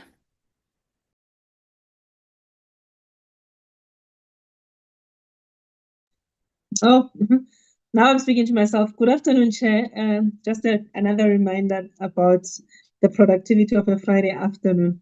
But Chair, thank you so much for the presentations that we have received. And I have more You had your comments and video on, questions. Honorable Botlani, and then you switched it off.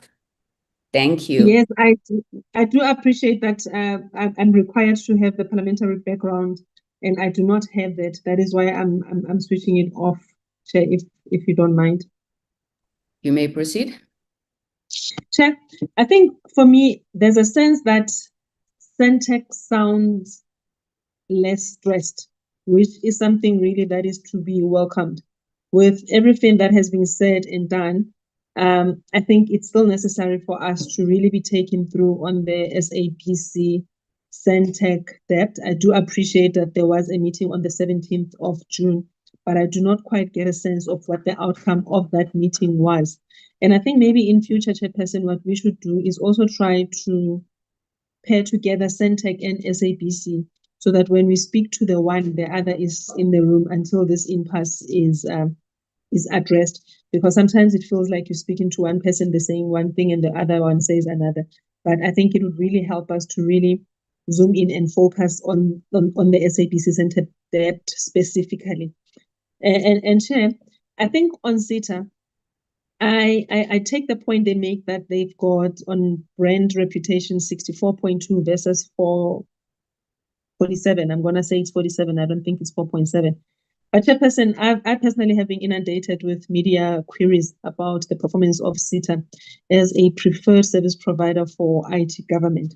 And I have done my best to really say to the media queries that SITA is turning a corner. Like we have seen, we've got a new MD, we've got a new board, and that really just give hope in terms of what SITA can achieve. But I worry about how deliberate SITA is in terms of ensuring that customer satisfaction is something that they are obsessed with. Because I don't think the status quo remains where SITA was automatically the desirable service provider and it had a lion's share of the market share of IT services. I don't know how far the new leadership is going to be obsessed with making sure that SITA really does position itself and that its reputation is something that they really are going over and above, because I have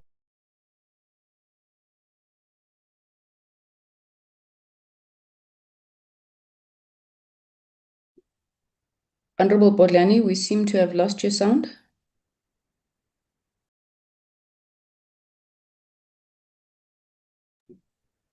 Honorable Botlani, are you still there?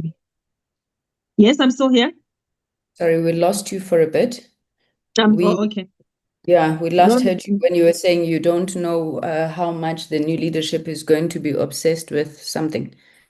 With making sure that SITA's reputation is built and maintained as a preferred service provider for IT services. So essentially, Chairperson, what and I don't know, I'll say retort for lack of a better word. What retort does SITA have to report of SITA systems being vulnerable?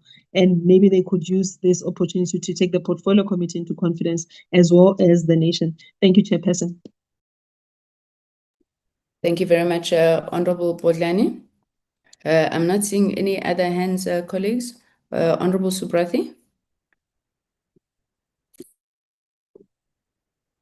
No, thank you, Chairperson. Chairperson, it's about just after 11 p.m. in Singapore, Chairperson. And we appreciate your resilience. You like Sentech. Please proceed. You know, Chairperson, today I'm here with the Standing Committee of Auditor General, and we've come to Singapore mainly because of their innovation around technology, and we're looking at how we can leverage our AG in South Africa in terms of the innovation and digital technologies. And today we were driving from the AG's office, and one of our colleagues mentioned to me something, and he says, you know, Honorable Member, the difficulty we're having in South Africa is SITA. That if our SITA can be resuscitated and revitalized to achieve what it's designed to achieve, we would be competitive with the rest of the world in terms of innovation, in terms of technology. And I think I want to place this at the outset, Chairperson. The issue surrounding SITA and its necessity for it to serve its purpose. And he also then mentioned that the ability now of entities to purchase outside of SITA is still a stopgap measure, and we're all aware that it comes with its own challenges, sovereignty, etc. So maybe my starting question to the team, and really this is probably the first time we're fully engaging the new MD. I know he did come before us, but MD, you've inherited a huge responsibility. I'm in Singapore to look at how we can embrace technology in South Africa for the purpose of the AG. And obviously this cuts across all entities. What are the prospects of SITA being able to achieve that mandate? And knowing what Honorable Botlani has mentioned, we are seeing a turnaround, especially in the point of the board, your appointment. Now that you've been there for a few months or a few weeks, and you've been in the driving seat, what are your prospects of SITA rather? Now, last year, I think it would have been last year, that would have been myself first input. Last year, amongst great hype, I was probably one of the ones who did the pilot of the super app during the GovTech in eThekwini in Durban, where I live. And my identity was loaded and my thumbprints and all those things. I was quite excited. And then, you know, we see here that the super app utilization was 0 against a target of 2 departments. Now, what is the revised implementation timeline? And maybe how will this fit into the proposed state digital infrastructure company? The CFO, I am concerned that the city of Tshwane backbilled us 76 million rands for previously unbilled electricity meters.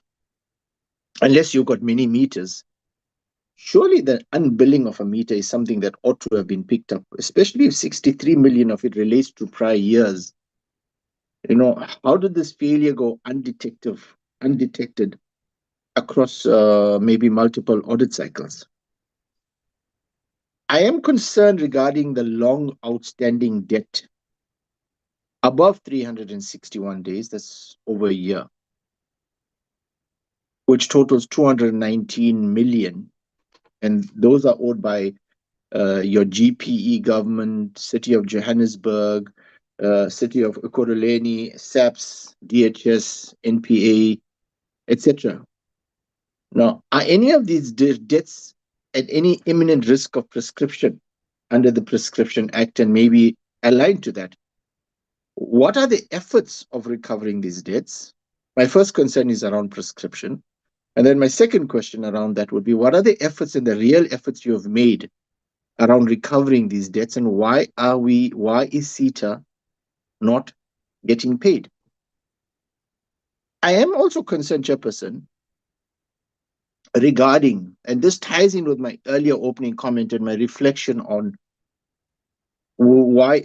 how quick is SITA going to get off the mark and get to the point where we want it to be. And I say this because SITA is holding 22.91 billion in cash, but it executed only 28.4% of approved capex.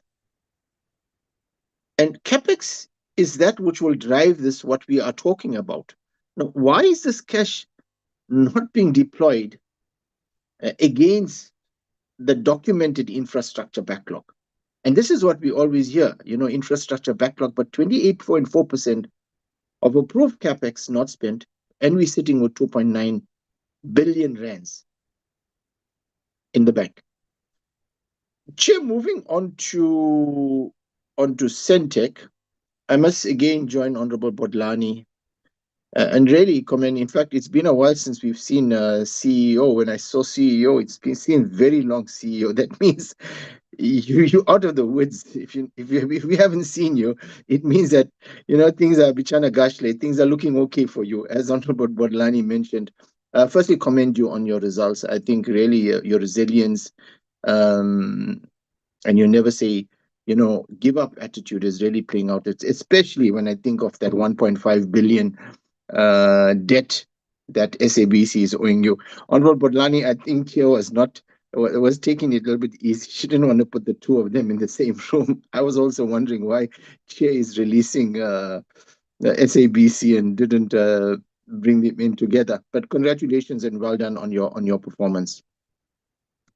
I am a little bit concerned around your recorded incident rate, which increased, it seems minuscule, from 0.0219, it almost doubled in Q3. That was Q3. In Q4, it went to 0.0552 in Q4. Now, maybe the question around this will be, what are the incidents that occurred, and what are the remediation that you have put into place? I am really concerned over I'd like to use the word collapse of your procurement spend on persons with disabilities, from 2.42% in Q1 to 0.03% in Q4. And that is why I use the word collapse. The very question around that is, what is your corrective procurement plan? And have you set yourself a time frame to which you can hold yourself accountable?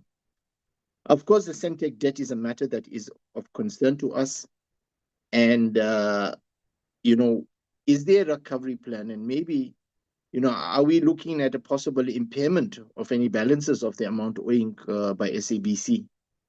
Chair, let me let's just one question. I noted that your connected hotspots dropped drastically, was revised rather from 5,800 to 2,200. And I think the explanation given to you was because of the SA Connect. Now, who approved this downward revision to 2,200? At what level was this discussed and approved? Chairperson, let me pause there and thank you for this opportunity. Thank you very much, Honorable Subrathi. I think that was the last question from members that we had.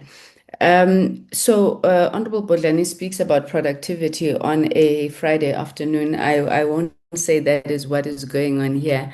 But in my case, I think I've taken a deliberate decision that I won't ask SITA anything because this is your first foray here as the new board.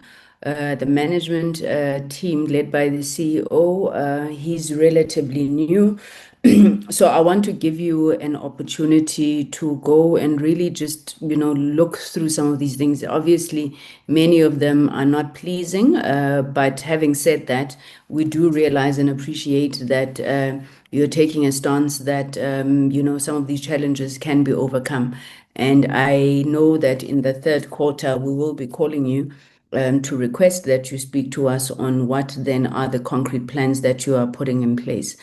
To Sentech, I want to direct, I think, one main question and then a sub-question.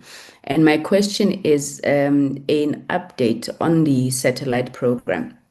Both the sovereign SATCOM that we have been speaking about, which I see features quite prominently in the highlights that you had raised, but also how far you have gone in the engagements that I trust you are having with the LEO satellite providers. I don't have to stress to you, how important, how urgent this thing is.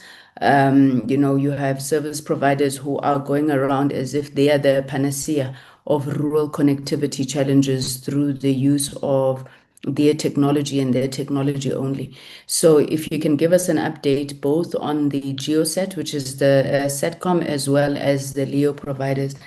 And then just then my sub-question was just an expansion on the new growth in revenue. You spoke about towers and data centers. You spoke about broadband. When BBI was here, they were bemoaning the issue of competition. Now, if you could just talk to us where this new growth is coming from and whether then we're not having our infrastructure companies cannibalizing each other in that process. Over to you, DG, if you could please just lead the responses to those questions. Thank you.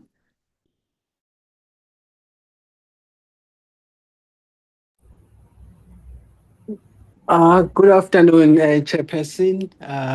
This is Omega Shelembe. I am currently the acting DG in the absence of the DG. The DG. When that acting now? When were you appointed? I've been acting for this whole week, Chairperson, but the DG managed to join the meeting. So she takes and gives her powers. Okay, continue, acting DG Shelembe. Yes, so the DG is now on board coming back, and so she requested that I field the questions. So I'm going to request then that we hand over to, we'll start off with Sentech to deal with the questions raised, and then we'll go to SITA as well, Chairperson. Thank you very much. Thank you, Acting DG Shelembe. Thank you, Honorable Chairperson, for the questions also from Honorable Bodlane. There are two stages of these questions. Some are really operationally that CEO will deal with. Chair, I wanted to just contextualize the agreement that has settled what was a escalation between SABC and Sentech with regards to short payment and the long-term debt. What we have is that the Minister of Finance committed to address the funding requirements for signal distribution for the purposes of SABC directly to Sentech. And in that understanding, the CEO and the DG of National Treasury will exchange the financial figures and the term within which that intervention will be implemented. So that has brought a lot of relief for both entities. We were all in the room when the ministers actually agreed in this approach. And this, Chairperson, follows on the 350 million which was appropriated for Sentech, and which we observed that it is not sufficient to cover the requirements of SABC's annual requirements, estimated about 41 million or so per month. So this is in essence, at high level, and CEO can come in. Operationally, we are hoping CEO will update the board after the agreement he would have reached with the National Treasury, particularly on the term of that intervention and the quantum for that. We all trust the commitment given by the Minister. Thank you. CEO, I think you can handle the rest of the other CEO questions. Thank you. Thank you very much, Chair. Thanks the Portfolio Committee for the questions as well. I think starting with the Director's Parliament Member Sobrathi's question in terms of our numbers on recordable incidents, doubling. Yes, we record all incidents, and in some instances per month we would have recorded one incident there, but for the outer quarter there were 3 incidents in total. So that's why it will multiply those manifolds, Director Sobrati. And then in the main, those incidents are driven by slip and fall. One of our employees had their hand as they were falling, and when there were also motor vehicle accidents along the path. Our engineers and technicians are on the road most of the time, recovering the services at various locations where we are providing services. Therefore, the activities leading to exposure of accidents are quite possible there. And then the people on disability targets, we do have plans in place. We're working with organizations of people with disability to really partner on an approach of maybe direct sourcing, direct partnerships in terms of getting access of those that may have special interest in the projects that we are undertaking and the employment opportunities that exist at Sentech. We believe this year's approach will yield positive results in that it is different than direct collaboration with those institutions members. And then the Sentech that the chair has touched on that. The work is underway, and I think indeed we are a bit relieved to that undertaking given by the Minister of Finance. Sentech and National Treasury and the department are working on providing the information. We have shared the details, and we await National Treasury to guide in terms of what is the plausible approach in dealing with this issue. And we do not take light the gravity and the importance of the public mandate that get exposed as a result of this challenge that we are facing here. So while we are relieved, we're still concerned about the long-term sustainability and the funding of the SABC. We do believe strongly that this challenge must get a permanent solution, Chairperson, for us to be sustainable and create the certainty that is needed for both entities. But I think we will continue to update the committee in this regard. And then the other question was the 2,200 projects, the downward. As the CFO was reflecting, there was a rollover process that led to delay in the access of the funds. The monies were only released in December 2025, therefore leaving us just with 3 months performance period. Obviously, one could not deliver on the same target that you would have planned to deliver over 12 months when you left with 3 months. We then had to review that with the project teams and the department downward chair committee members to what is practically achievable within the performance period that was available there. And then, Chair, your 2 questions in terms of the satellite program. The strategy has been finalized and tabled with the Minister. What we're busy with now is to explore the funding options available to us. We have to engage different funding institutions. We do strongly believe that government should hold shares in the satellite itself for that sovereign control. So that's where we at, Chair. We're still highly committed to building a communication satellite for South Africa. In light of the technological sovereignty and self-reliance, ICT capabilities remains quite key, and we continue to entrench that from a Sentech point of view. Our key focus and outcome for this specific one is really to strengthen our capability as a country. And the LEO's capabilities as well, we are focused on that and has been building capabilities internally with the partners that Stop. we have. We want to say hello. We want to say hello. They must come and wave. We want them to come and wave and say hello.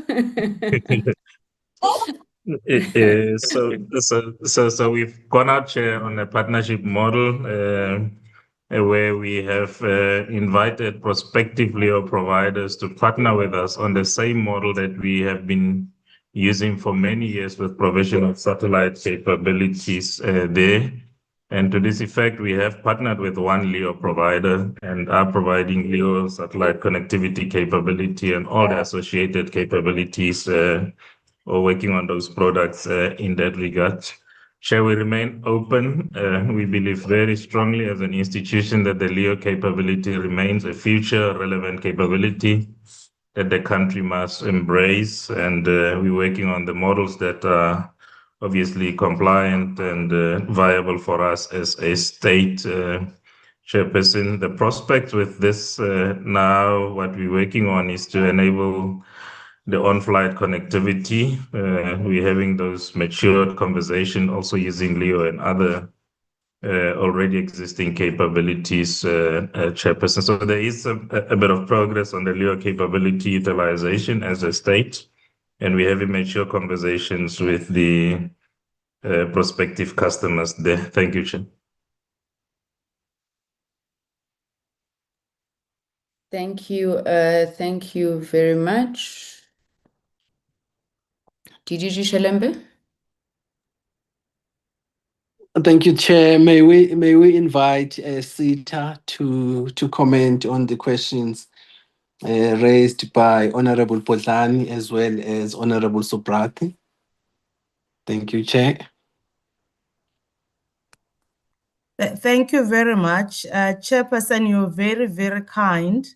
When I told my son that I'm going to my first portfolio committee meeting this morning, and he said to me, I was making excuse to say it's my first, they're not going to ask me questions. He was ruthless and said they don't pay you or appoint you to tell them that it's your first. You need to know your story. So I'm going to attempt to respond in giving assurance of where we are. Indeed, on customer experience, we have already engaged with the MD as the board, where he gave us high-level pain points of SITA, and there is an acknowledgement of whether the departments are experiencing SITA as a responsive, reliable, and service-oriented entity. And that is part of the customer satisfaction and brand reputation, Honorable Potlani. In practical terms, I guess it's asking the whether government departments are happy with SITA, and we know that the answer is almost a no, and whether SITA is fixing service problems or SITA is a trusted entity. And that is why we see those weak areas, and there is a service improvement plan, which was not fully completed, but we are attending to that to ensure that SITA is, facing its customers and servicing at the best that they can. I'm not going to try and answer the other questions, but I just wanted to say I agree with Honorable Member in terms of we agree that SITA is central to SA's digital transformation and digital sovereignty agenda. And our role is not only to provide ICT services, but also to become the digital infrastructure partner for government. And we've seen that in the fourth quarter, where we have demonstrated signs of stabilization, where we achieved 9 out of the 15 APP targets, which resulted to the 60%. But I think with that full achievement, Chair, in both innovation and partnerships and operational efficiency, we are making effort and watching that very carefully. And really significant progress was also made with the AI pilots, the cybersecurity, which is very critical and close to our heart as a board, and also the SA rollout connect, and the disaster recovery capability. However, we do acknowledge that this performance is not yet where it should be, and the principal constraints really remain in procurement delays, historical operational inefficiencies, and of course, the vacancies and implementation bottlenecks. Definitely, the turnaround strategy, the MD has given us assurance that they are looking into accelerating procurement, strengthening the governance, and really improving the customer service. I guess in a nutshell, the board is really focused in making sure that we address all of these issues. Honorable members, the question raised go straight to the heart of the board's oversight responsibility, because the new board really shares Parliament's concern regarding procurement delays, capital execution, the debt recovery, and customer confidence. And these matters are already receiving a focused oversight through the board and its subcommittees. So our objective, Honorable Chair, is to ensure that management delivers on measurable improvements against the clear milestones, and that we remain committed in reporting transparently to this committee on the progress that we will be making forward. Thank you, Chair. I will hand over to the MD to address other questions. I just wanted to give that assurance that the board is really committed into the issues that have been raised by this committee. Thanks, Chair. Thank you, Board Chairperson. Thank you, Chairperson of the committee and honorable members. I will address some of the questions, and then the question around the debt recovery and the CapEx allocation, the CFO will provide more color in that. Just the brand reputation question from Honorable Bodland, that is a genuine issue, Chair. And it is something that is a focus for me. In the past 3 months, I have spent a lot of time meeting with our clients. A lot of clients are writing to us and addressed to myself because of these issues, and that has given me a very good context on the organization. And this is both at national and provincial. Chair, just to provide the context, out of the, including myself and the 10 executives reporting to me, plus internal audit, SITA only had 3 of those roles filled, and the 4th one was the interim CFO, who is Ms. Lagrange, who was on the call. That means 6 of the executives reporting to me, those roles were vacant, and of course that leads to essentially what I can only deem a timid leadership team, because you have people who are acting who are not as empowered, and it's difficult for an organization to function and engage with the market on a solid footing. And that's why, and this was the interim board which has handed over to the new board, was very clear that it's a priority, and that is important, and that's why there's emphasis on filling those executive roles. The second part, Chair, is on delivery, which also affects the reputation of the organization. But the reputation is complex. It's around delivery. It's about also SITA playing its role in leading the execution on digitization of government, which means don't simply maintain the systems, but also help us define a way forward. And that's something that we're doing, and hence the importance of appointing a chief digital officer, who will also then in the team appoint a CIO, and more importantly, 2 roles. One is the digital architecture for both SITA and government, and provide the thought leadership. And then the head of our security services, the security platforms, and that's one of the things that Honorable Bodland asked questions about. So I'm very clear, and with the support of the board and the acknowledgement of the board, that these are critical roles where not only do we need to execute on them, but we need to also be the guiding voice in execution. but also enable departments and entities of government to transition. So that's clear that way.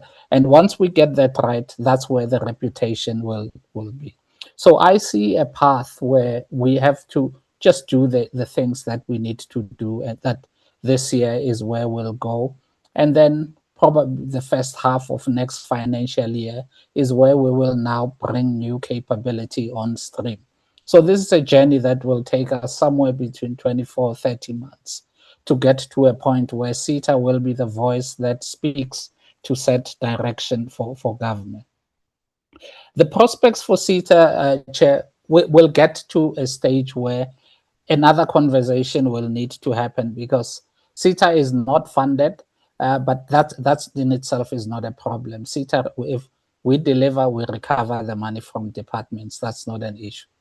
The issue is that for the evolution, SITA has to negotiate and agree with the departments because they are the budget owners. So for us to have a model that is similar to a Singapore, we will have to have a discourse in terms of how that is done. But that is a conversation once our housekeeping in SITA, where necessary housekeeping is also done in parallel. Chair, on the question from Honorable Subrathi around the super app POC, and yes, the POC was done. It was a proof of concept. It was not funded. Earlier this year, just shortly before I started at SITA, that there was a case made to the board of the platform. The mistake that was made is that the super app was made dependent on a marketplace. And both of these were key deliverables in the same financial year, which was a planning, probably a flaw, and in hindsight, in that 2 unfunded programs were put for delivery in the same year. And it turned out when it was presented to the board that it was just expensive, in the order of 1.3 billion rands. Now, we showed that SITA, we were just upwards of 200 million rands of profit. So committing 1.3 billion rand on an untested revenue model was essentially going to be betting the house out of an opportunity, and it was very risky. The board raised concerns, and when I joined, I also had concerns on that. So we are looking still at building the marketplace and also leveraging the MyMzansi app, and then finding a point of convergence to do that, Chair. So we are working on that. We still believe that the digitization, the marketplace, the supply chain automation, that is already in place, but the marketplace and the super app, that will be realized in slightly different form, but also with a less onerous investment. Lastly, Chair, the CapEx spend, the CFO mentioned something about allocation of capital. And that is something that we're going to do. A lot of our infrastructure needs to be renewed, and it's also part of our employee value proposition. So we're looking at that, executing on that for SITA, but also we're seeing that executing for SITA separate from executing for clients, we need to manage those two processes differently, and that was also one of the flaws there. So we have a handle on that, and we're working on that. Chair, in the interest of time, I'll hand over to the CFO to just give an update on the debt recovery. I think she touched on it on debtor days, but I'll allow her to just provide the full context. Thank you, Chair. Thank you, Honorable Chairperson, and thank you, MD. To respond to the issue on the debt, I think if you look at where we landed in Q4, which was 1.42 billion, compared to Q3, which was the 1.362 billion, in terms of absolute amounts, SITA did do better. And if you look at our age analysis, Honorable Chairperson, you will see that we've got 66% of that debt that's sitting in current and 30 days, which means that we're bringing our debt forward and we have less in the aging buckets, in the older aging buckets, which is the over 365 days. So with respect to that, and also to respond to the question asked by Honorable Subrati, one of the things that we've been doing so that we do not have any prescribed debt, we have taken steps to interrupt the prescription by filling legislative papers, and we're also going through arbitration because we're very mindful of the government-to-government relationships that SITA has with its customers. So I think on the debt, I'm comfortable that we are really managing the debt, and we are making sure that we bring in the old debt and reduce the debt from prior highs of 2.6 billion 2 years ago, and even 1.6 billion in the prior year. Also around that, we've got an accounts receivable policy, which we spoke about at the last meeting, and we're engaging with our customers on that. And then I just wanted to answer the question around the City of Tshwane.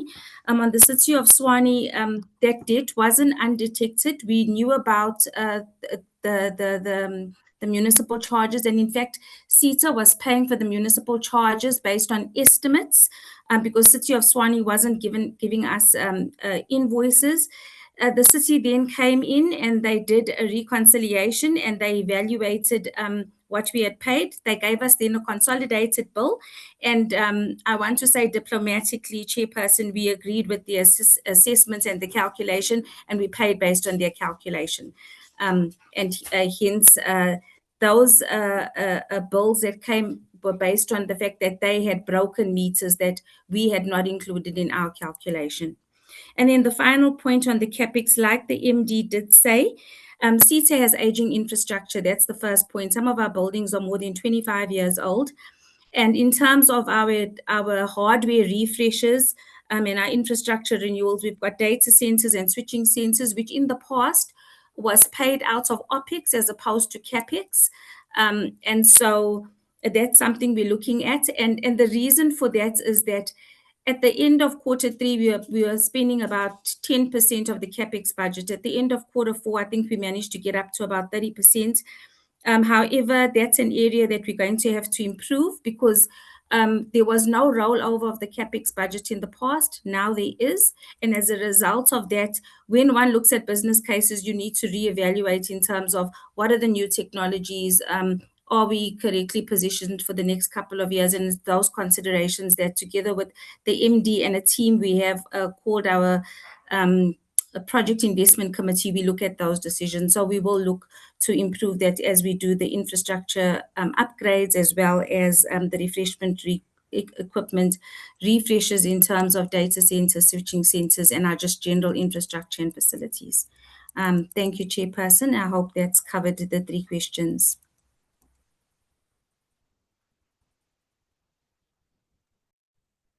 Thank you. Thank you very much. Any last words from you, DDG Shalembe? Mr. Lishope, I'm not sure if you used the opportunity, I could have missed it, whether you used the opportunity that you had wanted to speak to what I assume was aggregation or alternatively distribution of the multiple channels. Can I just check with you? Because I had stopped you initially.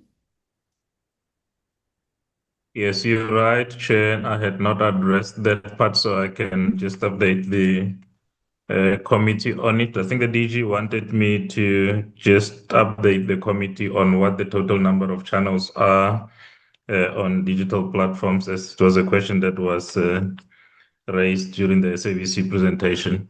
So on both MAXes, the highway, digital channels, highways that we have deployed, there is a total of 16 TV channels and made out of the SABC, community broadcasters, and e-media. And I think specific for the SABC, there are new channels there. Indeed, I think that was the question as to whether there are new channels coming on board on that specific platform. So the SABC has about SABC channels, about 8. It's 1, 2, 3, education, anchor, Legai and Sports, and the 19 FM channels included in the platforms there. So I think there is emergence of new channels from the SABC to really strengthen and bring in about new content there. Thank you. Thank you. Thank you very much. DGG Shelembe, can I assume you have been covered? I think I'm now bordering on abuse of the members. Are there any other items that you think remain unanswered? Chairperson, I think we are covered as a department. Maybe just perhaps to add one or two things. One being that in the APP of the department chairperson, we have a target relating to the review of the SITA business model. And we are hoping that that will help repurpose SITA and also put it on a better footing to deliver on its mandate. So that is a project that is being run by the department in consultation with SITA. Besides that, Chairperson, we are in constant communication with all our entities on a quarterly basis, whereby we monitor and review progress and deal with issues that are impacting on performance. And in our strategic plan, again, we have a target which says by the end of the strategic plan period, all our entities need to be achieving at least 80% of their targets. And we are assisting them then towards movement in that direction, Chairperson. So let me take this opportunity to thank the committee chairperson for the opportunity of the entities that appeared today and the department to come before the committee for ongoing oversight. We appreciate that very much, Chair. Thank you very much. Thank you very much, DDG Shelembe. Before I let you go, colleagues from SITA, can you just clarify these conflicting reports that I'm getting that the training of GovTrack may have to be postponed from Tuesday? Is that correct? What is happening in that regard? Thank you, Chair. So, Chair, the demo is ready, but we felt that the team has shared that internally, but we would have liked to have the board has just joined, and we would have liked to have taken the board through it, and before it comes to the portfolio committee. And the team assures me, Chair, that the system is ready for demo, but I felt that it would only be fair to the board for the board to get the opportunity to get a demo of it. And that session with the board is the week after next, Chair. So it was really a request to see if we can, but the technically it's ready, but I just thought it would be good housekeeping for them to present it to the board before it comes to the portfolio committee. If you can. Yeah, the board chairperson is here, so we are going to request her indulgence, please, to allow us to continue with the training. And I think you remember when the meeting started, I indicated how chaotic this term has been, and members are on constituency period, and they had already set aside that day for going, their constituency responsibilities, to set aside that 2 hours in the morning. So I want to plead with the board chair. It is not that, Parliament would want to go ahead off the board. This was a long-standing project, and I hope that they would understand if we requested that we please continue with that. And I have no doubt, MD, there are no other similar issues. So, it won't happen again. I think I am imploring you on behalf of the portfolio committee that let's not, just create more inconvenience for the portfolio committee members, because they were supposed to have other responsibilities on the day. It is me communicating via to you to request the chair. All right. Honorable members, let me on your behalf thank DDG Shelembe together with the interim board chair, Ms. Mudau, and other interim board members for the sterling work that they did in order to bring SITA this far.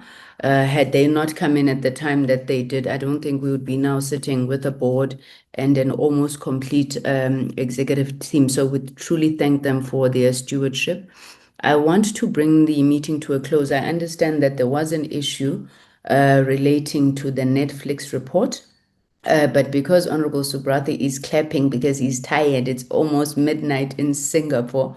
I hope that you'll allow us to defer that item to next term.